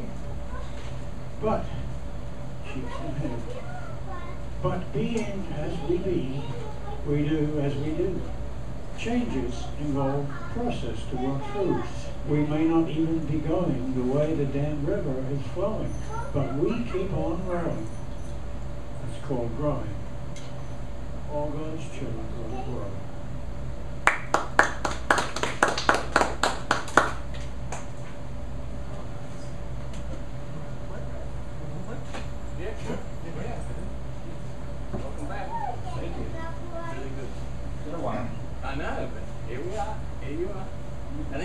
a new one.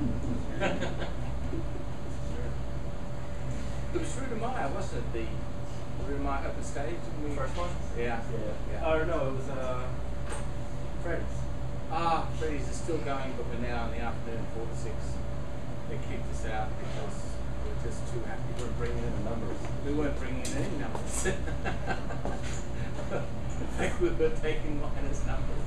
They could leave. I think I'll leave now. We're on private party service. When do you hear our epic poem?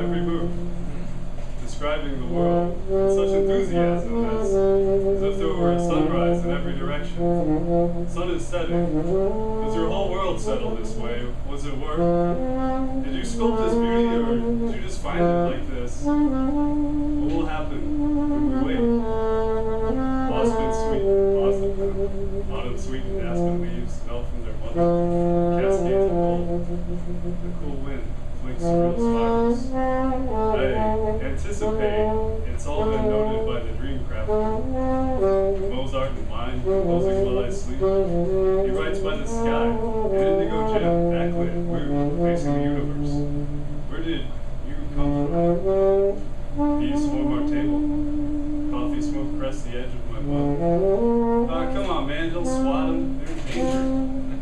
And don't you know they talk? They dance together, give berries and direction to the fields and flowers and red sweaters. Half-empty Gatorade drinks blue saccharin in the dumpster. I finished my glass of wine. Decided I am disappointed. She stood me up, angry. Didn't we just want to be distracted by love, by lust? Didn't we just want to fuck? Why are we going all the trouble? We shouldn't be so hard on each other. Solitude. And the boatman yells, you won't find yourself here. It's no good. Play hide and seek in the dreamscape, the infinite novel. You will not find what you are looking for here. But they know all the darkest secrets, all the memories, everything mind hid to protect itself. Here it is, perverse and persistent feeling. One that says, even among your friends, are you alone? Are you actually alone? Drinking and rambling, nothing in particular, dancing and sweating, and don't you wish you were somewhere else? And how hard it's become to wear a smile, aren't you tired? Don't you wish you were somebody else? My reflection in the river, shadow outlined bodies surrounded by light. And everything around him was blooming and bursting, full of color. The wild, unpredictable vision, the one you see before you drown. Shrinking wormhole of light gives a glimpse of what's been looking out through these eyes all this time. And despite the Christians and the Muslims told me about one God, one soul, and despite the Buddha and his teachings on the illusion of duality, and despite the mystic yogis and their all-encompassing, two faces stare back. Serenity. The spiritual savant, they said I really was. And next to him, the madman I feared was there all along. Wow. I've got one similar but opposite. This is like my this is like my pre-written response to you. Awesome. It's kind of silence. In the silence, I find myself an echo bouncing off every tree in the universal forest. Finding myself again, the last leaf and every leaf, the collector of a silence that holds peace deep within, overwhelming chaos that makes up life. In the silence, all of me comes back, and I find my essence. The collector of eternity, still, always there, centered, I find peace. Does that seem kind of opposite of others?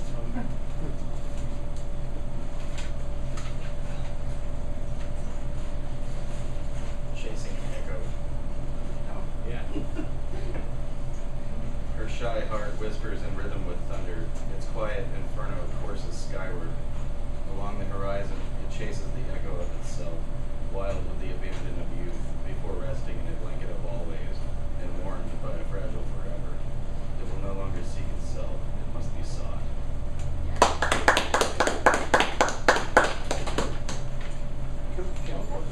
Yeah, but responding. I only know 4 chords. What chords? That's all right. 4 is better than none. You gotta tell me that one. Just responding to Damien, because that was really, really good. I went back to San Francisco to chase that ghost of Jack Kerouac. I went to the cafes. I probably can't do it with you. Right? Go ahead. Give me a couple chords. And those cafes, the older ones, the ones from the 40s and 50s, pre-beat, pre-hippie, right? There's archaeological cafes there. Were run by Italians, and they were done for sailors. And the sailors would come to cafe, and on the walls, and they're still there, are black and white pictures of opera stars from Italy, pre-Beat generation, pre-Lawrence Berlinghetti. So this is about the archaeology of pre-Beat, and then Beat, and then hippie. They say every prophet's got to die before the new prophesy. Jack Kerouac couldn't stand the 60s. He was alcohol, he was mother love. He could never find a woman he could fit into, big enough for mama. But he could hear the blow of Charlie Parker. He could hear that trumpet play. He could hear that saxophone. And he followed the groove, get in the car, move. And there ain't no place is home except on the road. And even then it's swinging between capital cities. There he is in San Francisco, there he is in New York, and there he is always on the move. There he is in the Forest Service, high in a tower, typing, typing, typing. There's line upon line upon line, he hears the musical line. Ezra Pound said, if there's no music, it is not poetry. And every line of the Beat Generation, if you read it aloud, it makes absolute perfect sense. But it makes no sense 60 years after. The world has changed since then. And we are not that male mafia, misogynists, who treat their women like disposable lovers. No. I'm sorry, Jack. Your hatred of them turns us back in a way. You were the only party in the 40s and 50s, and even before you then, the sailors with tattoos came to cafes.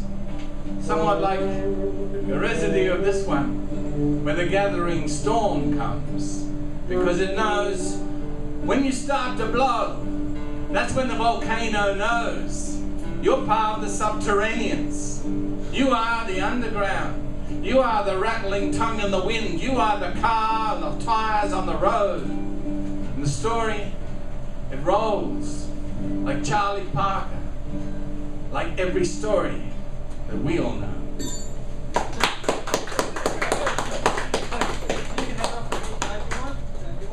I don't know, can you? I think I can. Is this one of those may I teacher, can I, should I? What could it should? A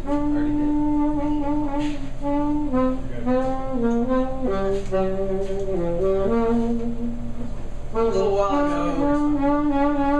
wherever that is, I stepped out for a while. Thought I'd have myself a smoke.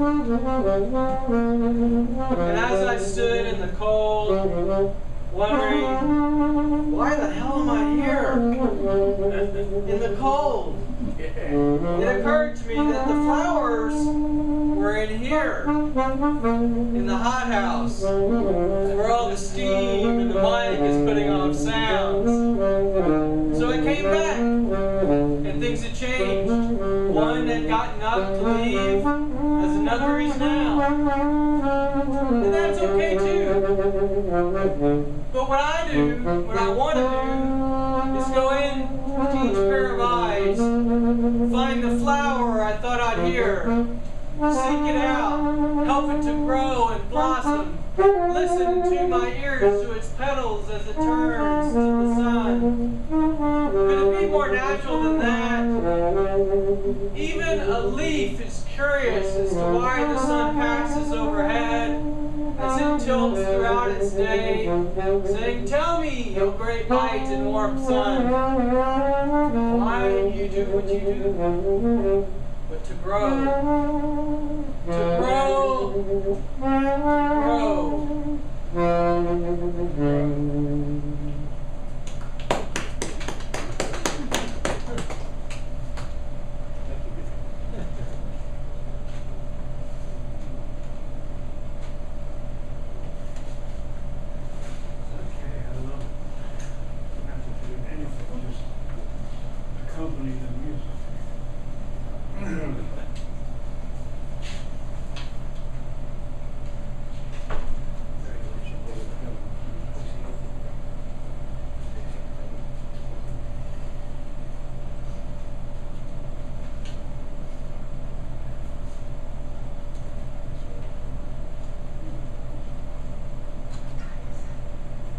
Time the Riddler. Looking back as the body ages, along the way sometimes courageous, when strength and passion turned my pages, when love and bonding were my wages.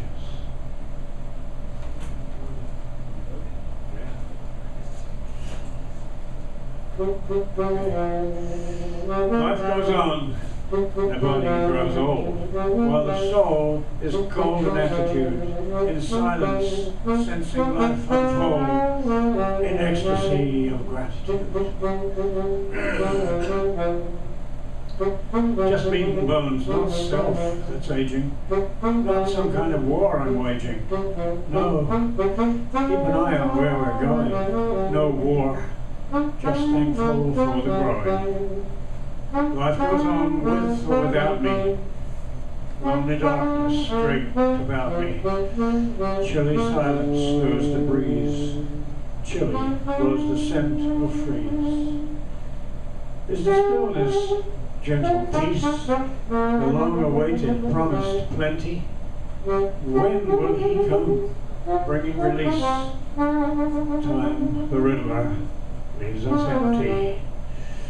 Life goes on low as the tree, saying simply, each and all are free, from roots to fruits, the hierarchy. Live you then thus, in harmony. The more years I look back on, the more life I look forward to.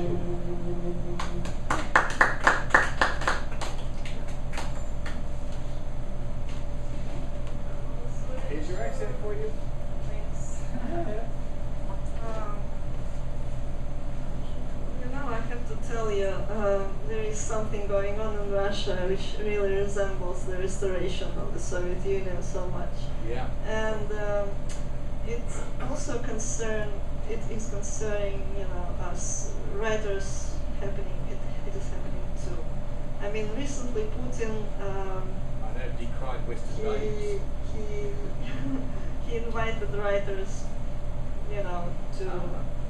to some meeting. Right. Yeah, and they were talking about some restoration of the unit of the writers. Okay.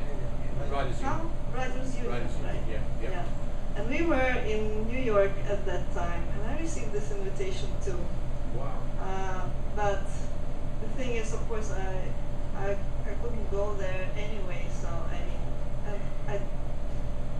I actually don't think that I would, go there if even I were in Moscow. But and the flat where we live, it was pretty creaky and it was old. So there is a strange thing that I wrote about that it's called the night. The pipe in the toilet gargles and gurgles. And I think through the double fold of my thin dream and the thin walls, I hear the bed creaking upstairs like willow and a piercing alarm outside. All the house was alert and hushed in the middle of the night, when some people in black leather with revolvers, in baseball caps and round glasses, came and took an embarrassed neighbor, excessively talkative, suddenly awakened, to the place where shall be no more life, neither sorrow nor crying, and no exit. Whoa. Wow.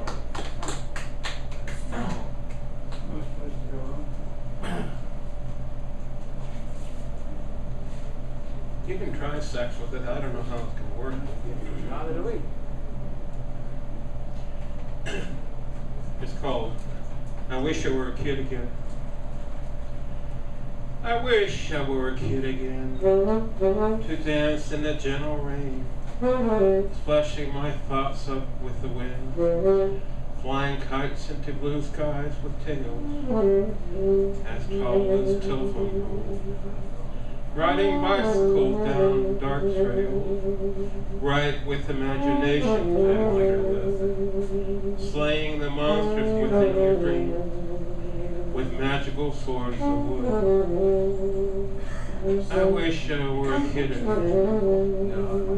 to camp with the trees around the fires the spirits would seek, in the stories that would make my hide creep, to swim the oceans in a pond that the Loch Ness monster was in, to grab the tail and swirl my way like a water slide. I wish I were a kid again, that my mother would hug my blanket into my dreams of fairy tales, where the tooth fairy would give me that candy that smile came with. And in a tender kiss on a cheek, my world was protected for the night. I wish I were a kid again, to play a ball game with my dad that would send the ball clear around the world and sun, to catch my father's love like a leather glove, and all the pride that comes from the old man becoming young again. Yes, I wish I were a kid again. Thank you, Mom and Dad, for the kid in me lives slaying his monster and still feels tucked in, playing the ball game called life.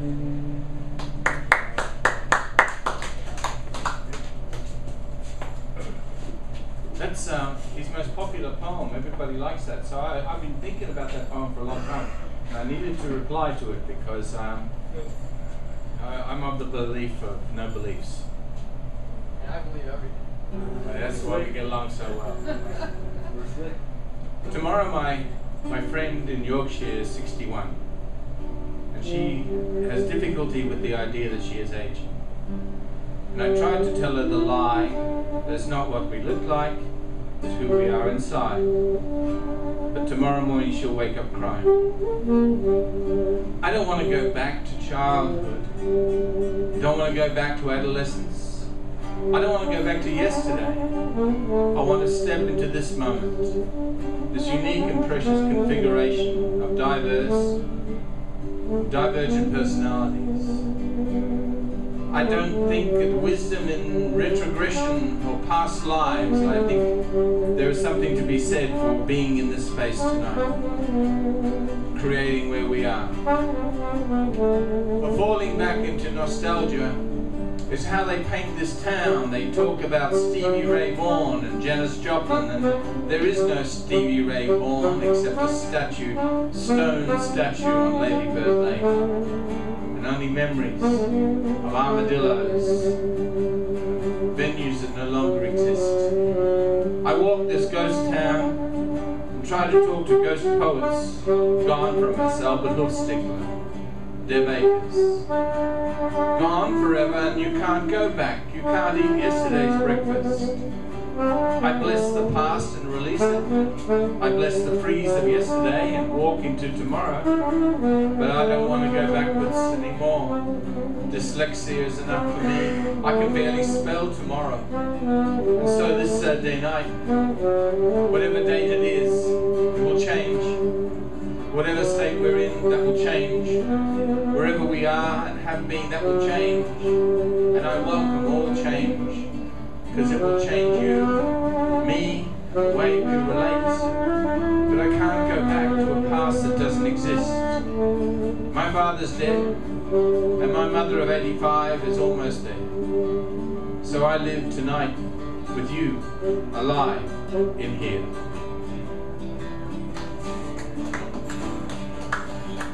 We're a deep person. Cheer you up. I'm so glad you enjoyed it. Next one. Oh, okay. He's responding. Okay. You want music with it? Yes. No, I'm not one. I like music somewhere else. I don't know. That's what they say about poets. We love you poets somewhere else. Yeah. I've been invisible my whole life. And actually I'm doing the opposite of you. I'm like collecting all of the things. I have a book coming out soon, art and poetry. Yeah. And my mission is not so much going back, but inviting people to have hope and to tell a story. Good. That's And good. to help other people understand. Those of us who are labeled crazy, that, well, some of us can pretend to be normal. I don't know. Good work. Rather, I can do it because I just say I'm an artist. That's right. Ah, yeah. That's the secret. Cool. talk like that. Yeah, that way I can do anything. Well, I'm an artist, some exception. It's up there. That's not crazy. Okay, this is a hopeful one, I think. It's called Turning a Corner. I feel a bending softly. We are turning a corner. We are all another of ourselves and see things anew. We can begin again. The sun shines intensely through dark glasses. We glow and know we are not real. We bend a little and roll away, coming back to join a new body, effervescent. Our souls will carry us through the darkness. We find peace in the afterglow and start a journey of opening, emerging gradually from a box so cold, holding to the light, escaping the box, standing childlike, glowing in the sun. Humanity, opened eyes, knows the journey has just begun.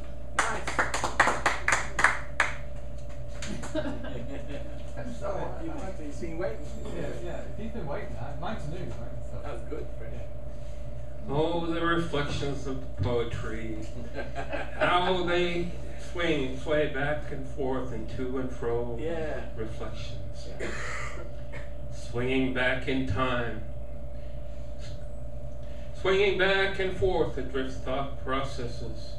Shifting back aloft memories that share past tenses. Tree swinging, rooted in youth that is being reprocessed. Swaying in, to and fro, reflection upon swinging senses. City resin coming back home. To dwell within interior dwelling. Where countryside, serene mellow move, their warm serenity. Fluttering a light breeze in wildflower meadow home, in swelling, tranquil heartbeats remembering that pleasant childhood amenity. Innocent smile brings back jovial time, cavorting barefoot free. Meandering beside a creek where a tree swings a drift gleeful sound. Fancy free, splashing feet.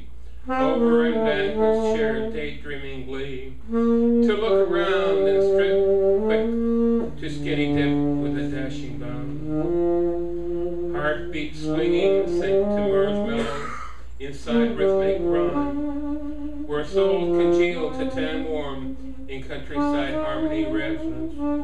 Expelling aging negativity with tranquil, revitalized medicinal timing that reincarnates memories that will swing forevermore in resonance.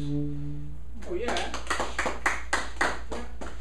Here he comes. He's got it. He's got it. Hey, he's...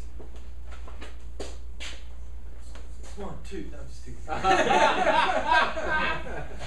Beat generation. 1, 2.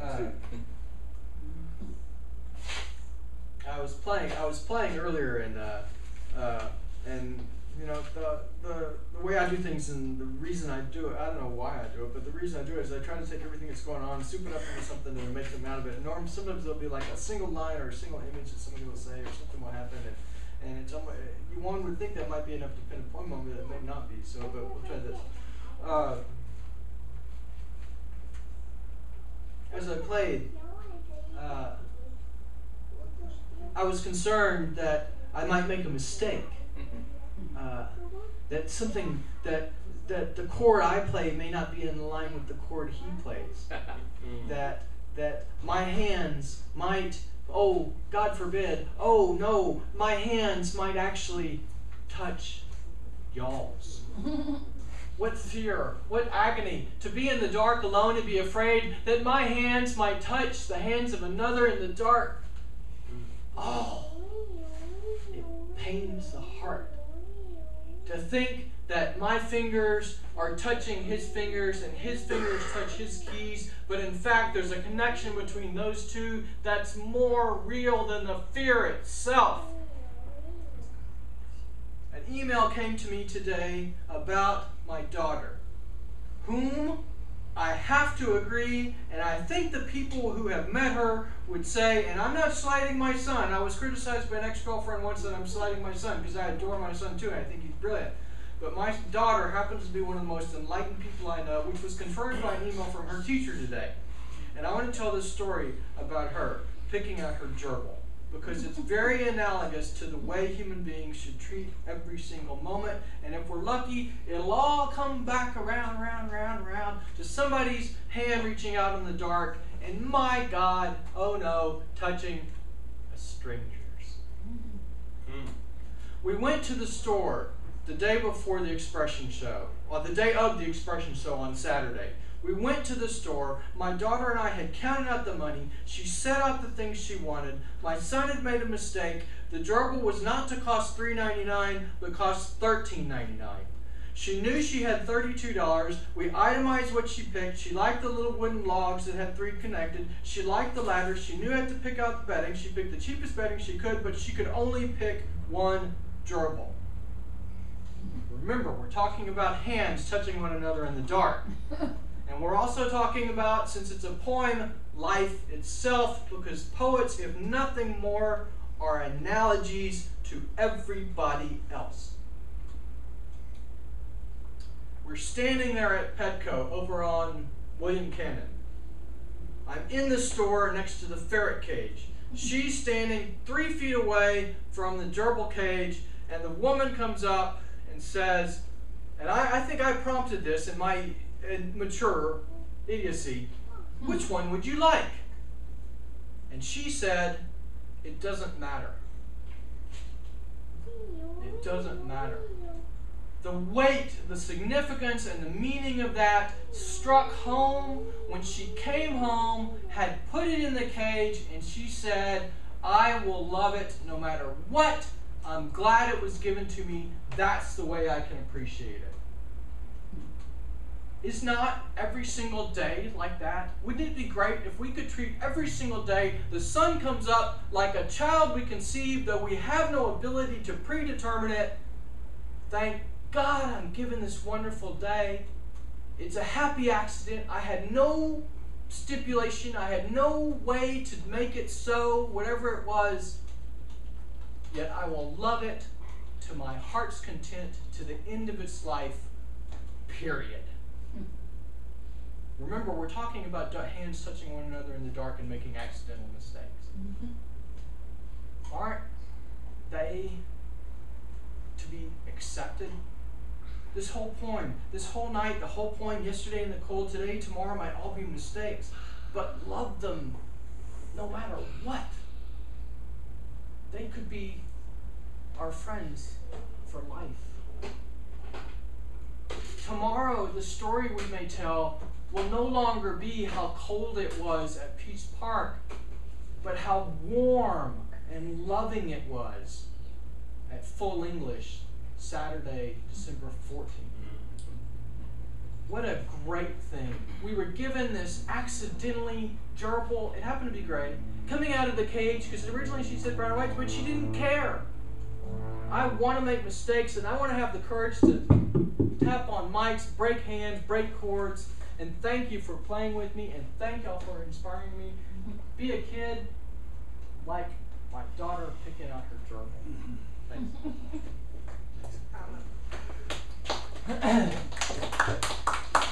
Here's your Russian accent for you. Lucky.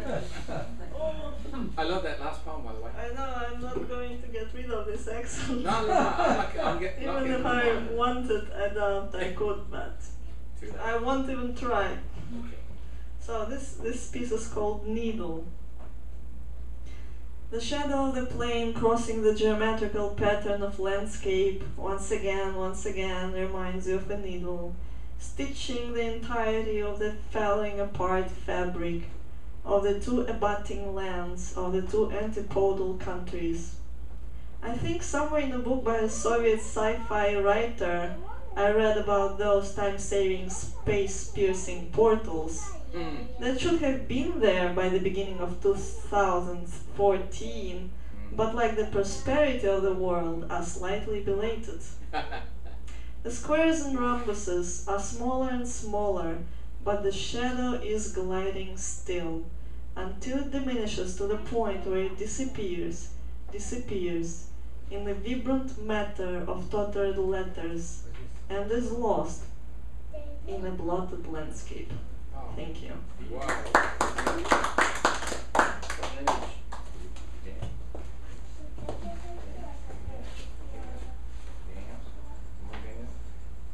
Go for it, Pete.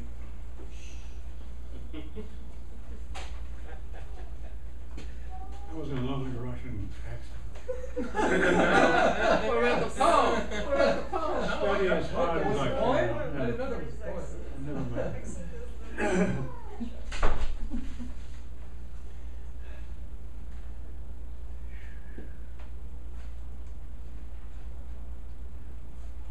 It's called, wait a minute, it's Christmas. It will be. We're going to do another Christmas.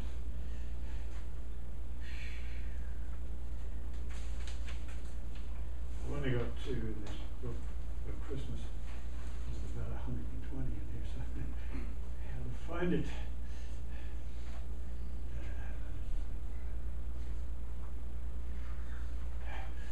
Excuse me. Just play among yourselves. Yeah. A lighter, brighter Christmas. This was 2003. I'm not sure that was any lighter or brighter. But anyway, it was 2003. Now darkness is gone, with its secrets concealed, and bright Christmas morning's surprises revealed. Out of sight, zipped up tight, in slumber's delight, we have danced with our dreams through the journey of night. But darkness, the point of beginning extended, becomes the mad mind as sleeping is ended. The voice from within, soft but strong, sounding through. You be as you do, your actions are you. Morning sun's yellow rays waken love in the heart, from the center wherein great purpose calls. Start, spring forth with gladness, feet firmly to floors, unshutter your windows, throw open your doors. The light that floods in all around you is yours.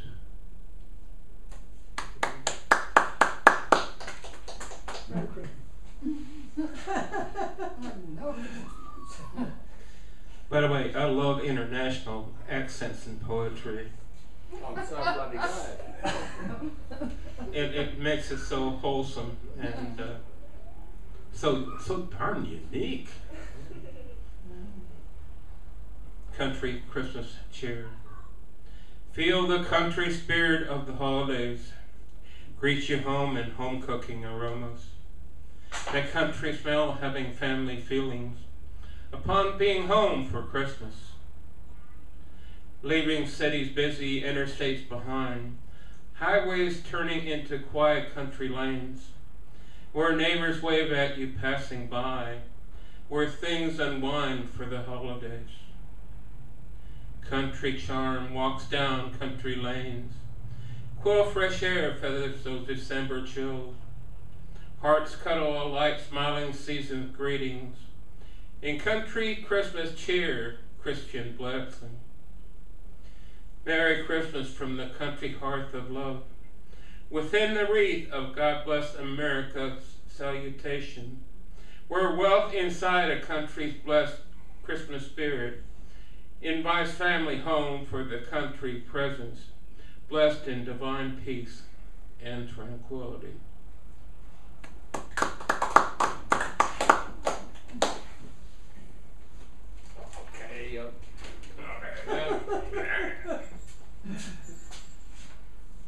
Our inner calendar's seasonal, even when quite regional. We feel sunlight on our skin and deposit daylight savings.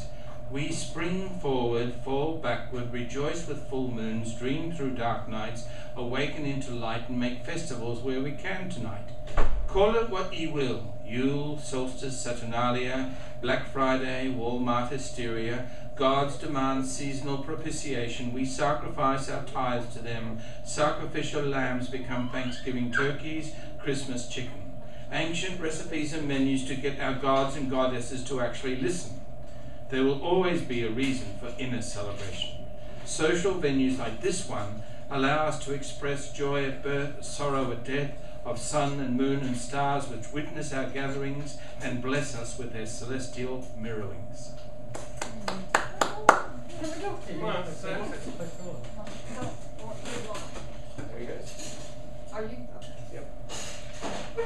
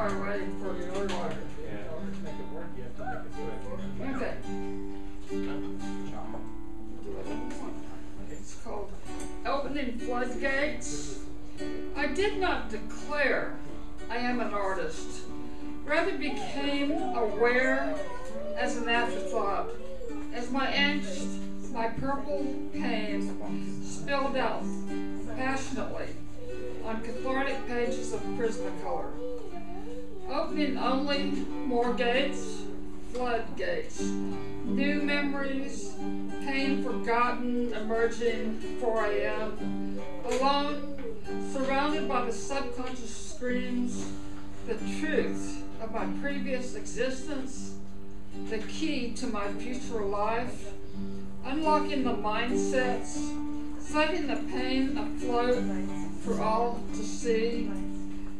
One day I noticed in passing I had become an artist and went on about my never-ending journey of finding my child. The child with the key to my soul. The blue-eyed child. Wise, aware, and innocent. Before the rains began.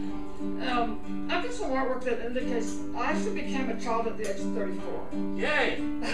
When my art came out. Yeah. And it wasn't all stifled, it just flowed out.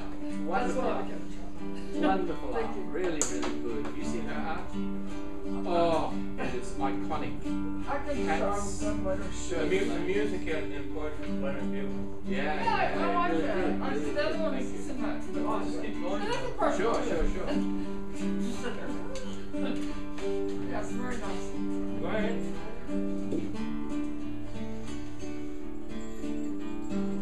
Because we do not know, we know this. We can make mistakes. We are human.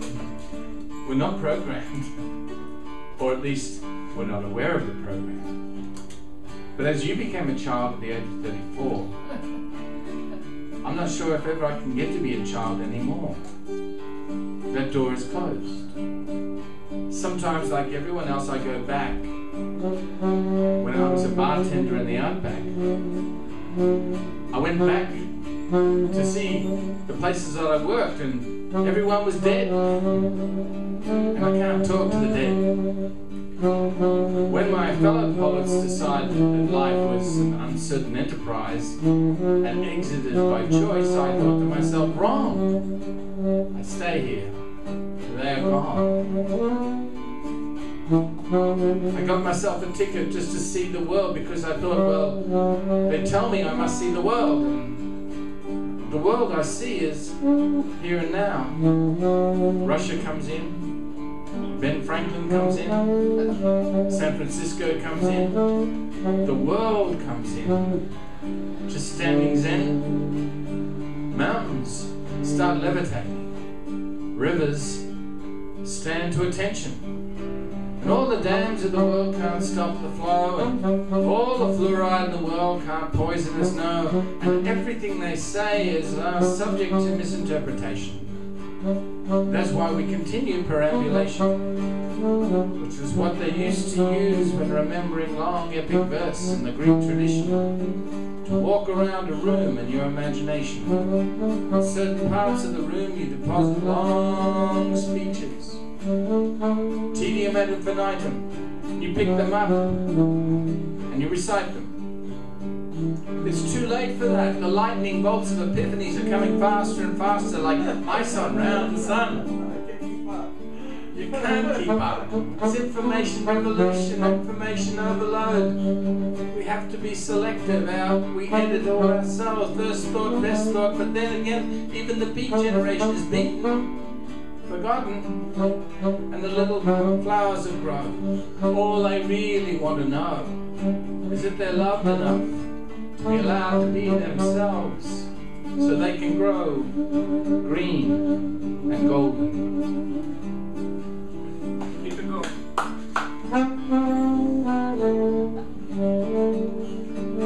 Eternal midnight sails.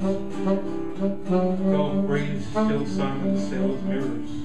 A light dust dark again. Contrast when the sea melts into sky. To where water reflection. Ships across the trees, skeletal, moonraker quill. Shadow of light, canvas. Gravitating full moon. Celestial currents dance of magical midnight. Affairs of heart, navigating full moon, tugs, levitate, our seafarer's flight, drifting moonbeam, soft whispered mist, bringing moisture to eyes, that longing, that want, in millennia sailors that ride solar wind.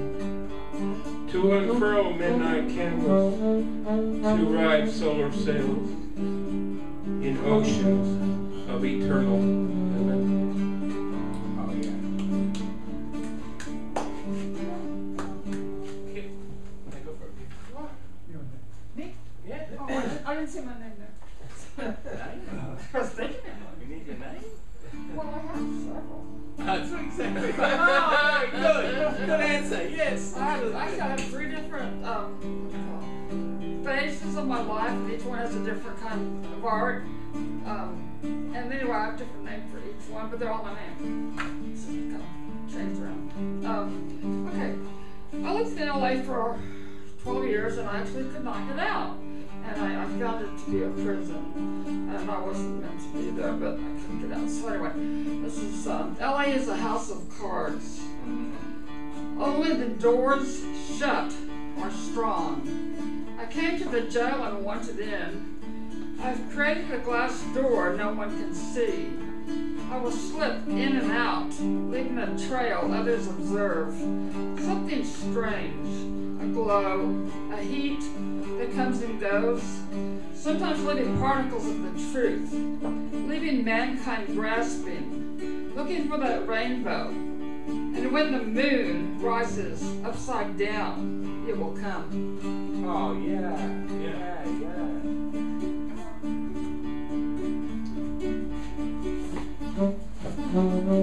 That's your stuff. Damn.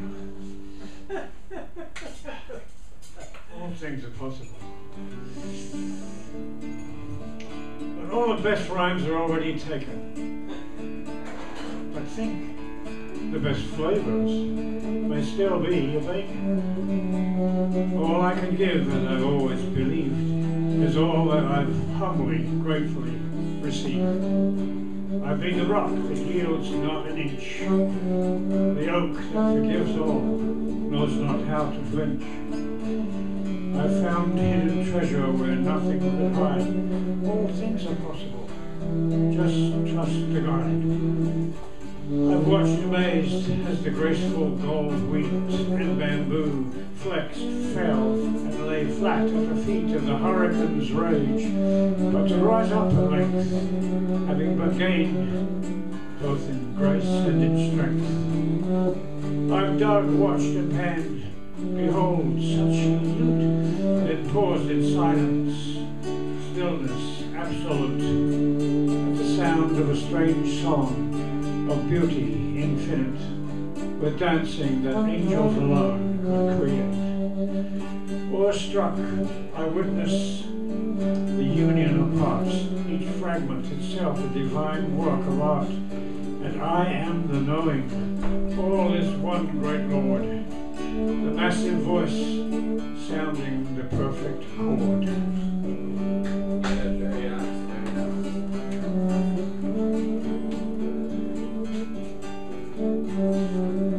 Poets and the material world.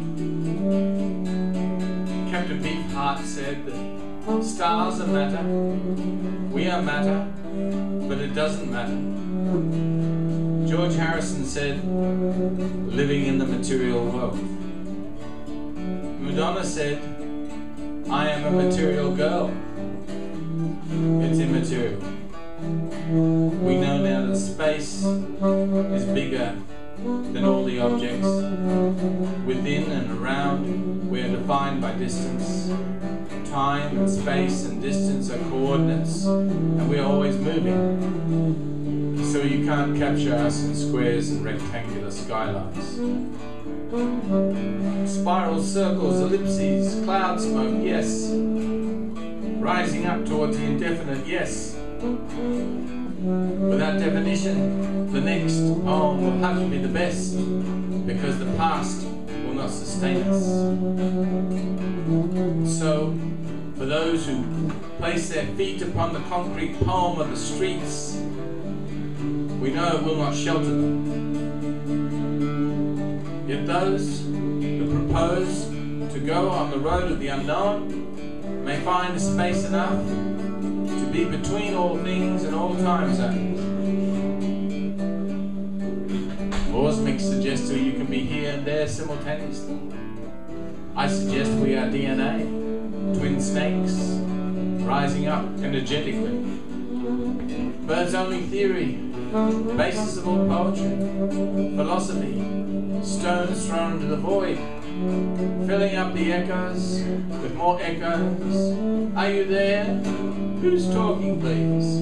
Are you there? Which voice is this? Are you there? I am the emptiness. Which emptiness? Your emptiness. Who are you to say empty? Who are you to say you're empty? Who are you to say?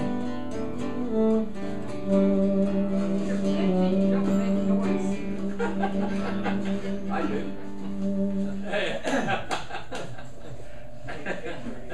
That disqualifies empty. Oh, you make rules for emptiness now. Well, no, it's not rules, it's just obvious. What's the time? Who knows the time? 8:35. Oh, we got time. Thank you. 8:35. Yeah. If you want, come on, please, play. Very good. He's coming.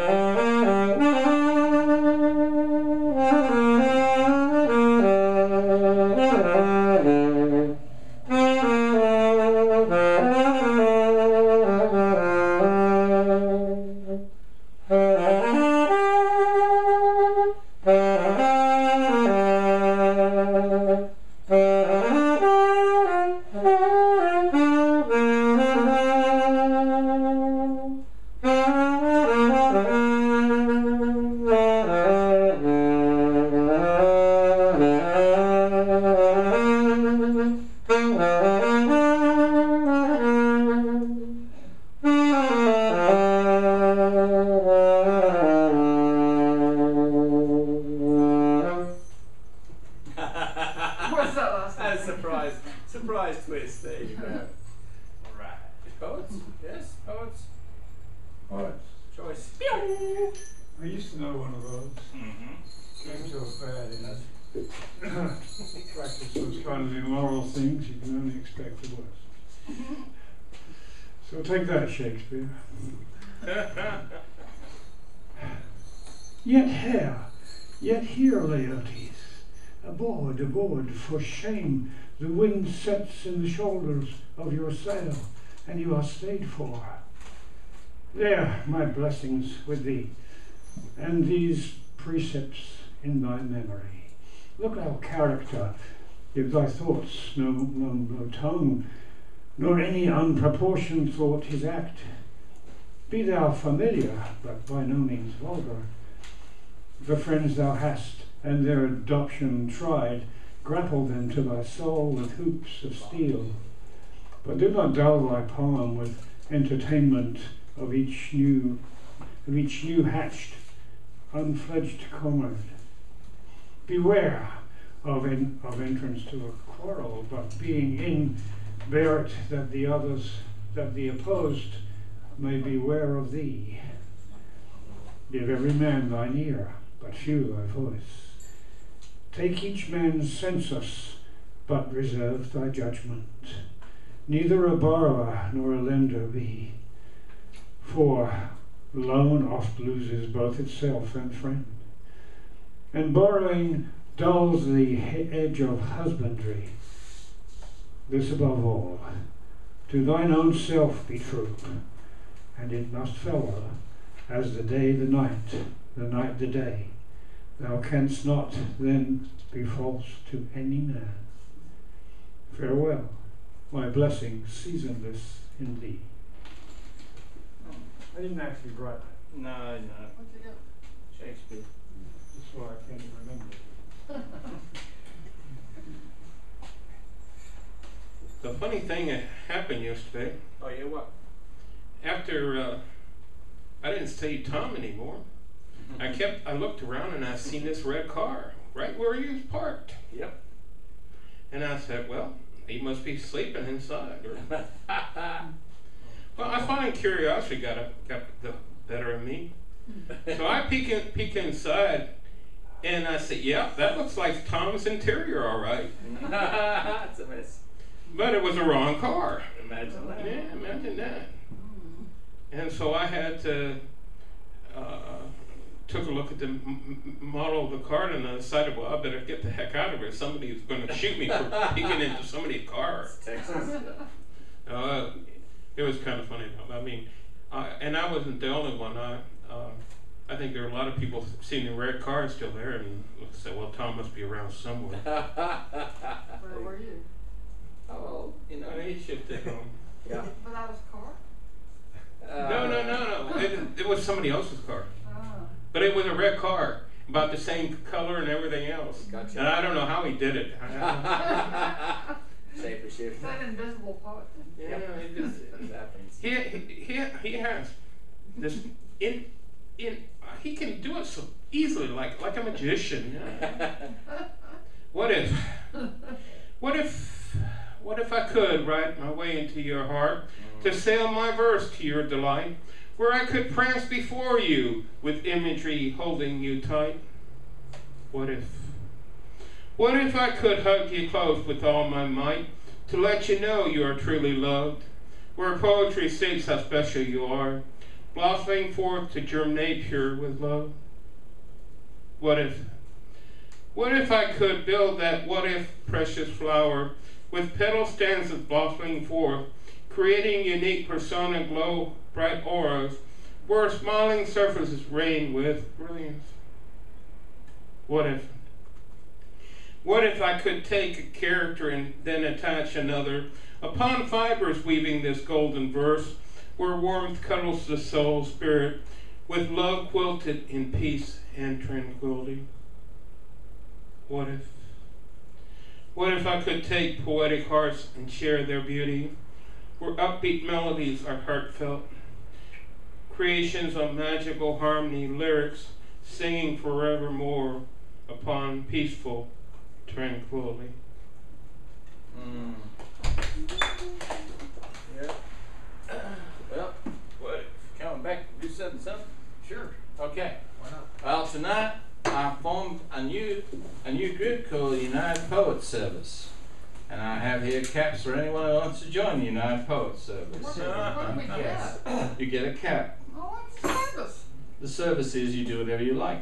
No, that's not service. Yeah, so no, to Whatever. increase the vibration of the human race. Oh, well, That's why I'm racing. You gotta do something. That's right. You got to do something. Everyone thinks you got to do something, right? So I could either do Let's go fast. all she wrote. Well, okay. Well, I don't think you fast. Okay, you go first. Feel free. United Poet Service. Alright. You are a ukulele beyond my microphone. You are a Yukon beyond my Micronesia. You are a union beyond my meiosis. You're a unicycle beyond my migration. You're a universe beyond my mitochondria. You're a Eucharist beyond my Miles Davis. You're a euphony beyond my myocardiogram. You're a unicorn beyond my minotaur. You're a eureka beyond my Mai Tai. You're a Yuletide beyond my minesweeper. You're a euphemism beyond my minor bird. You're a unit beyond my mileage. You're a Yugoslavia beyond my mind's eye. You're a Yoo-hoo behind my minor key. You're a Euripides beyond my mime troupe. You're a Utah beyond my microcosm. You are a Uranus beyond my Miami. You're a youth beyond my mylar. You're a euphoria beyond my myalgia. You're a Ukrainian beyond my Miamides. You're a Euclid beyond my mitre box. You're a Univac beyond my minus sign. You're a Eurydice beyond my maestro. You're a eugenics beyond my Mayan. You're a U-boat beyond my mind control. You're a euthanasia beyond my miasma. You're a urethra beyond my Mysore. You're a euterpe beyond my mighty sparrow. You are a ubiquity beyond my minority. You are a unique beyond my migraine. You're a eurodollar beyond my miserliness. You're a urinal beyond my midol. You're a uselessness beyond my myopia. That's the way it is when I was sleeping with the dictionary. The way it works was, forgive me, I'm no good at this. I can't write back. I never read your letter. I can't say I've got your note. I haven't had the strength to open the envelope. The mail stacks up by the door. Your hands are legible. Your postcards with the face. Wash your wet hair. Any document you meant to send has yet to reach me. The untied parcel service never delivered. I regret to say I'm unable to reply to your unexpressed desires. I didn't get the book you sent. By the way, my computer was stolen. Now I'm unable to process words. I suffer from aphasia. I've just returned from Kenya and Korea. Didn't you get a card from me yet? What can I tell you? I forgot what I was going to say. I still can't find a pen that works, and then I broke my pencil.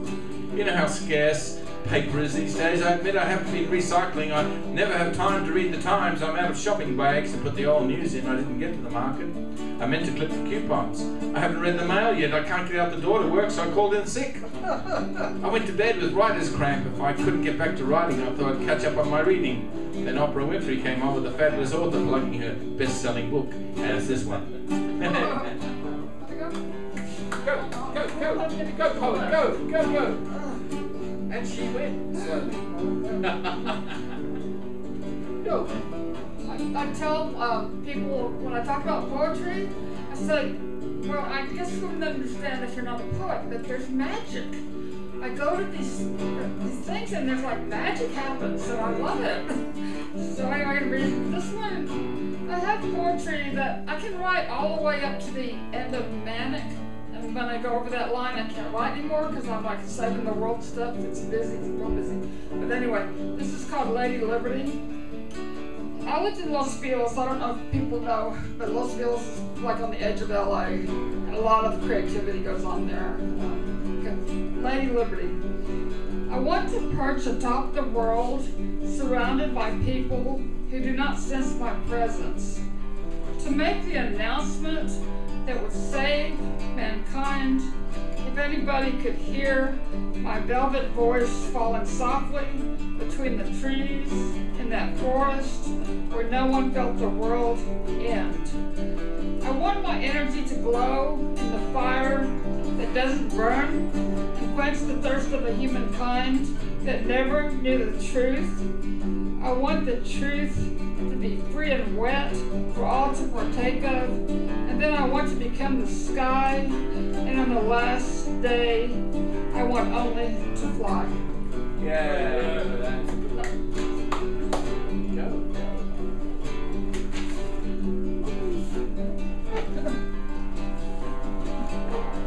Shakespearean seduction. Shakespearean drama does embroil words, scorned inside lovers' thorns, among twisted sagas, intertwining desires, where lust sets verse on fire, hypnotic sense and reflections, incensed by sonnet cadences, bearing arousing words in rhythmic poetic patterns that resonate in histrionic personification. Poetry's aura of forevermore, set adrift in literature's powerpoint stage presence, in sensual vibrations of meter and rhyme, singing aloft woven weave verses, in stanzas that beguile love's mystery, in feminine love me not, that meanders in the bed-spring pleasures of to and fro metrical movement. Oh, the woe in a woman's moans that weathers a man's groaning transgression. Within the alabaster white ivory soft breast of Shakespearean seduction. Satirical tragedy of vices and follies, in masculine and feminine fantasies, that bemoans the groans in bewitching liaisons of puritanical partaking. That from the beginning roots of the poetic English language, Shakespeare did stimulate the strength of romantic rhyme. Among enticing romance theatrics, that verse that has endured the wrath of time in a swath bearing poetic rhyme. Where love has formed literature's epic climaxes upon the lip movement's sensual sway. To be or not to be a poet, that is the question. Were all the world's a poetic stage, that you are a lover of poetry, to bar Cupid's wing, what if in a name? If thou had not loved Shakespearean verse, who taught thee how to make me love thee more, to love the mastery of literature verse in Shakespearean seduction. Thank you. Coming back on. Come on, yeah. Thanks very much. Yeah, thank you. Yeah, thank you. Next Sunday for sure.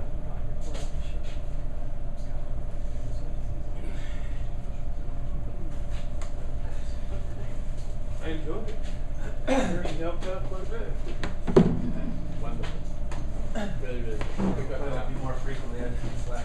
Oh well, this is a way of slacking. Maybe you'll, Saturday you'll night's be here, right and Sunday say, kickback, Monday. Sunday here? Yeah, Saturday. Saturday. Sunday kickback. Monday is the Headhunters. I think we've done that one. Where's that? Monday, 720 Red River. Tell them First, third, and fifth. The play tomorrow. No, that costs money. Huh? We're trying to encourage people with participation rather than having to pay admission for being geniuses. Where? I wouldn't be there if it cost money anyway. Exactly. I only do free events. That's free. That's free. But it's Monday Far, night. I don't drive either. Okay, well, the 720 Red River, you catch a bus in Sydney. No, Red River. And then Tuesday is of course. Tuesday. Where are we? Tuesday. Tax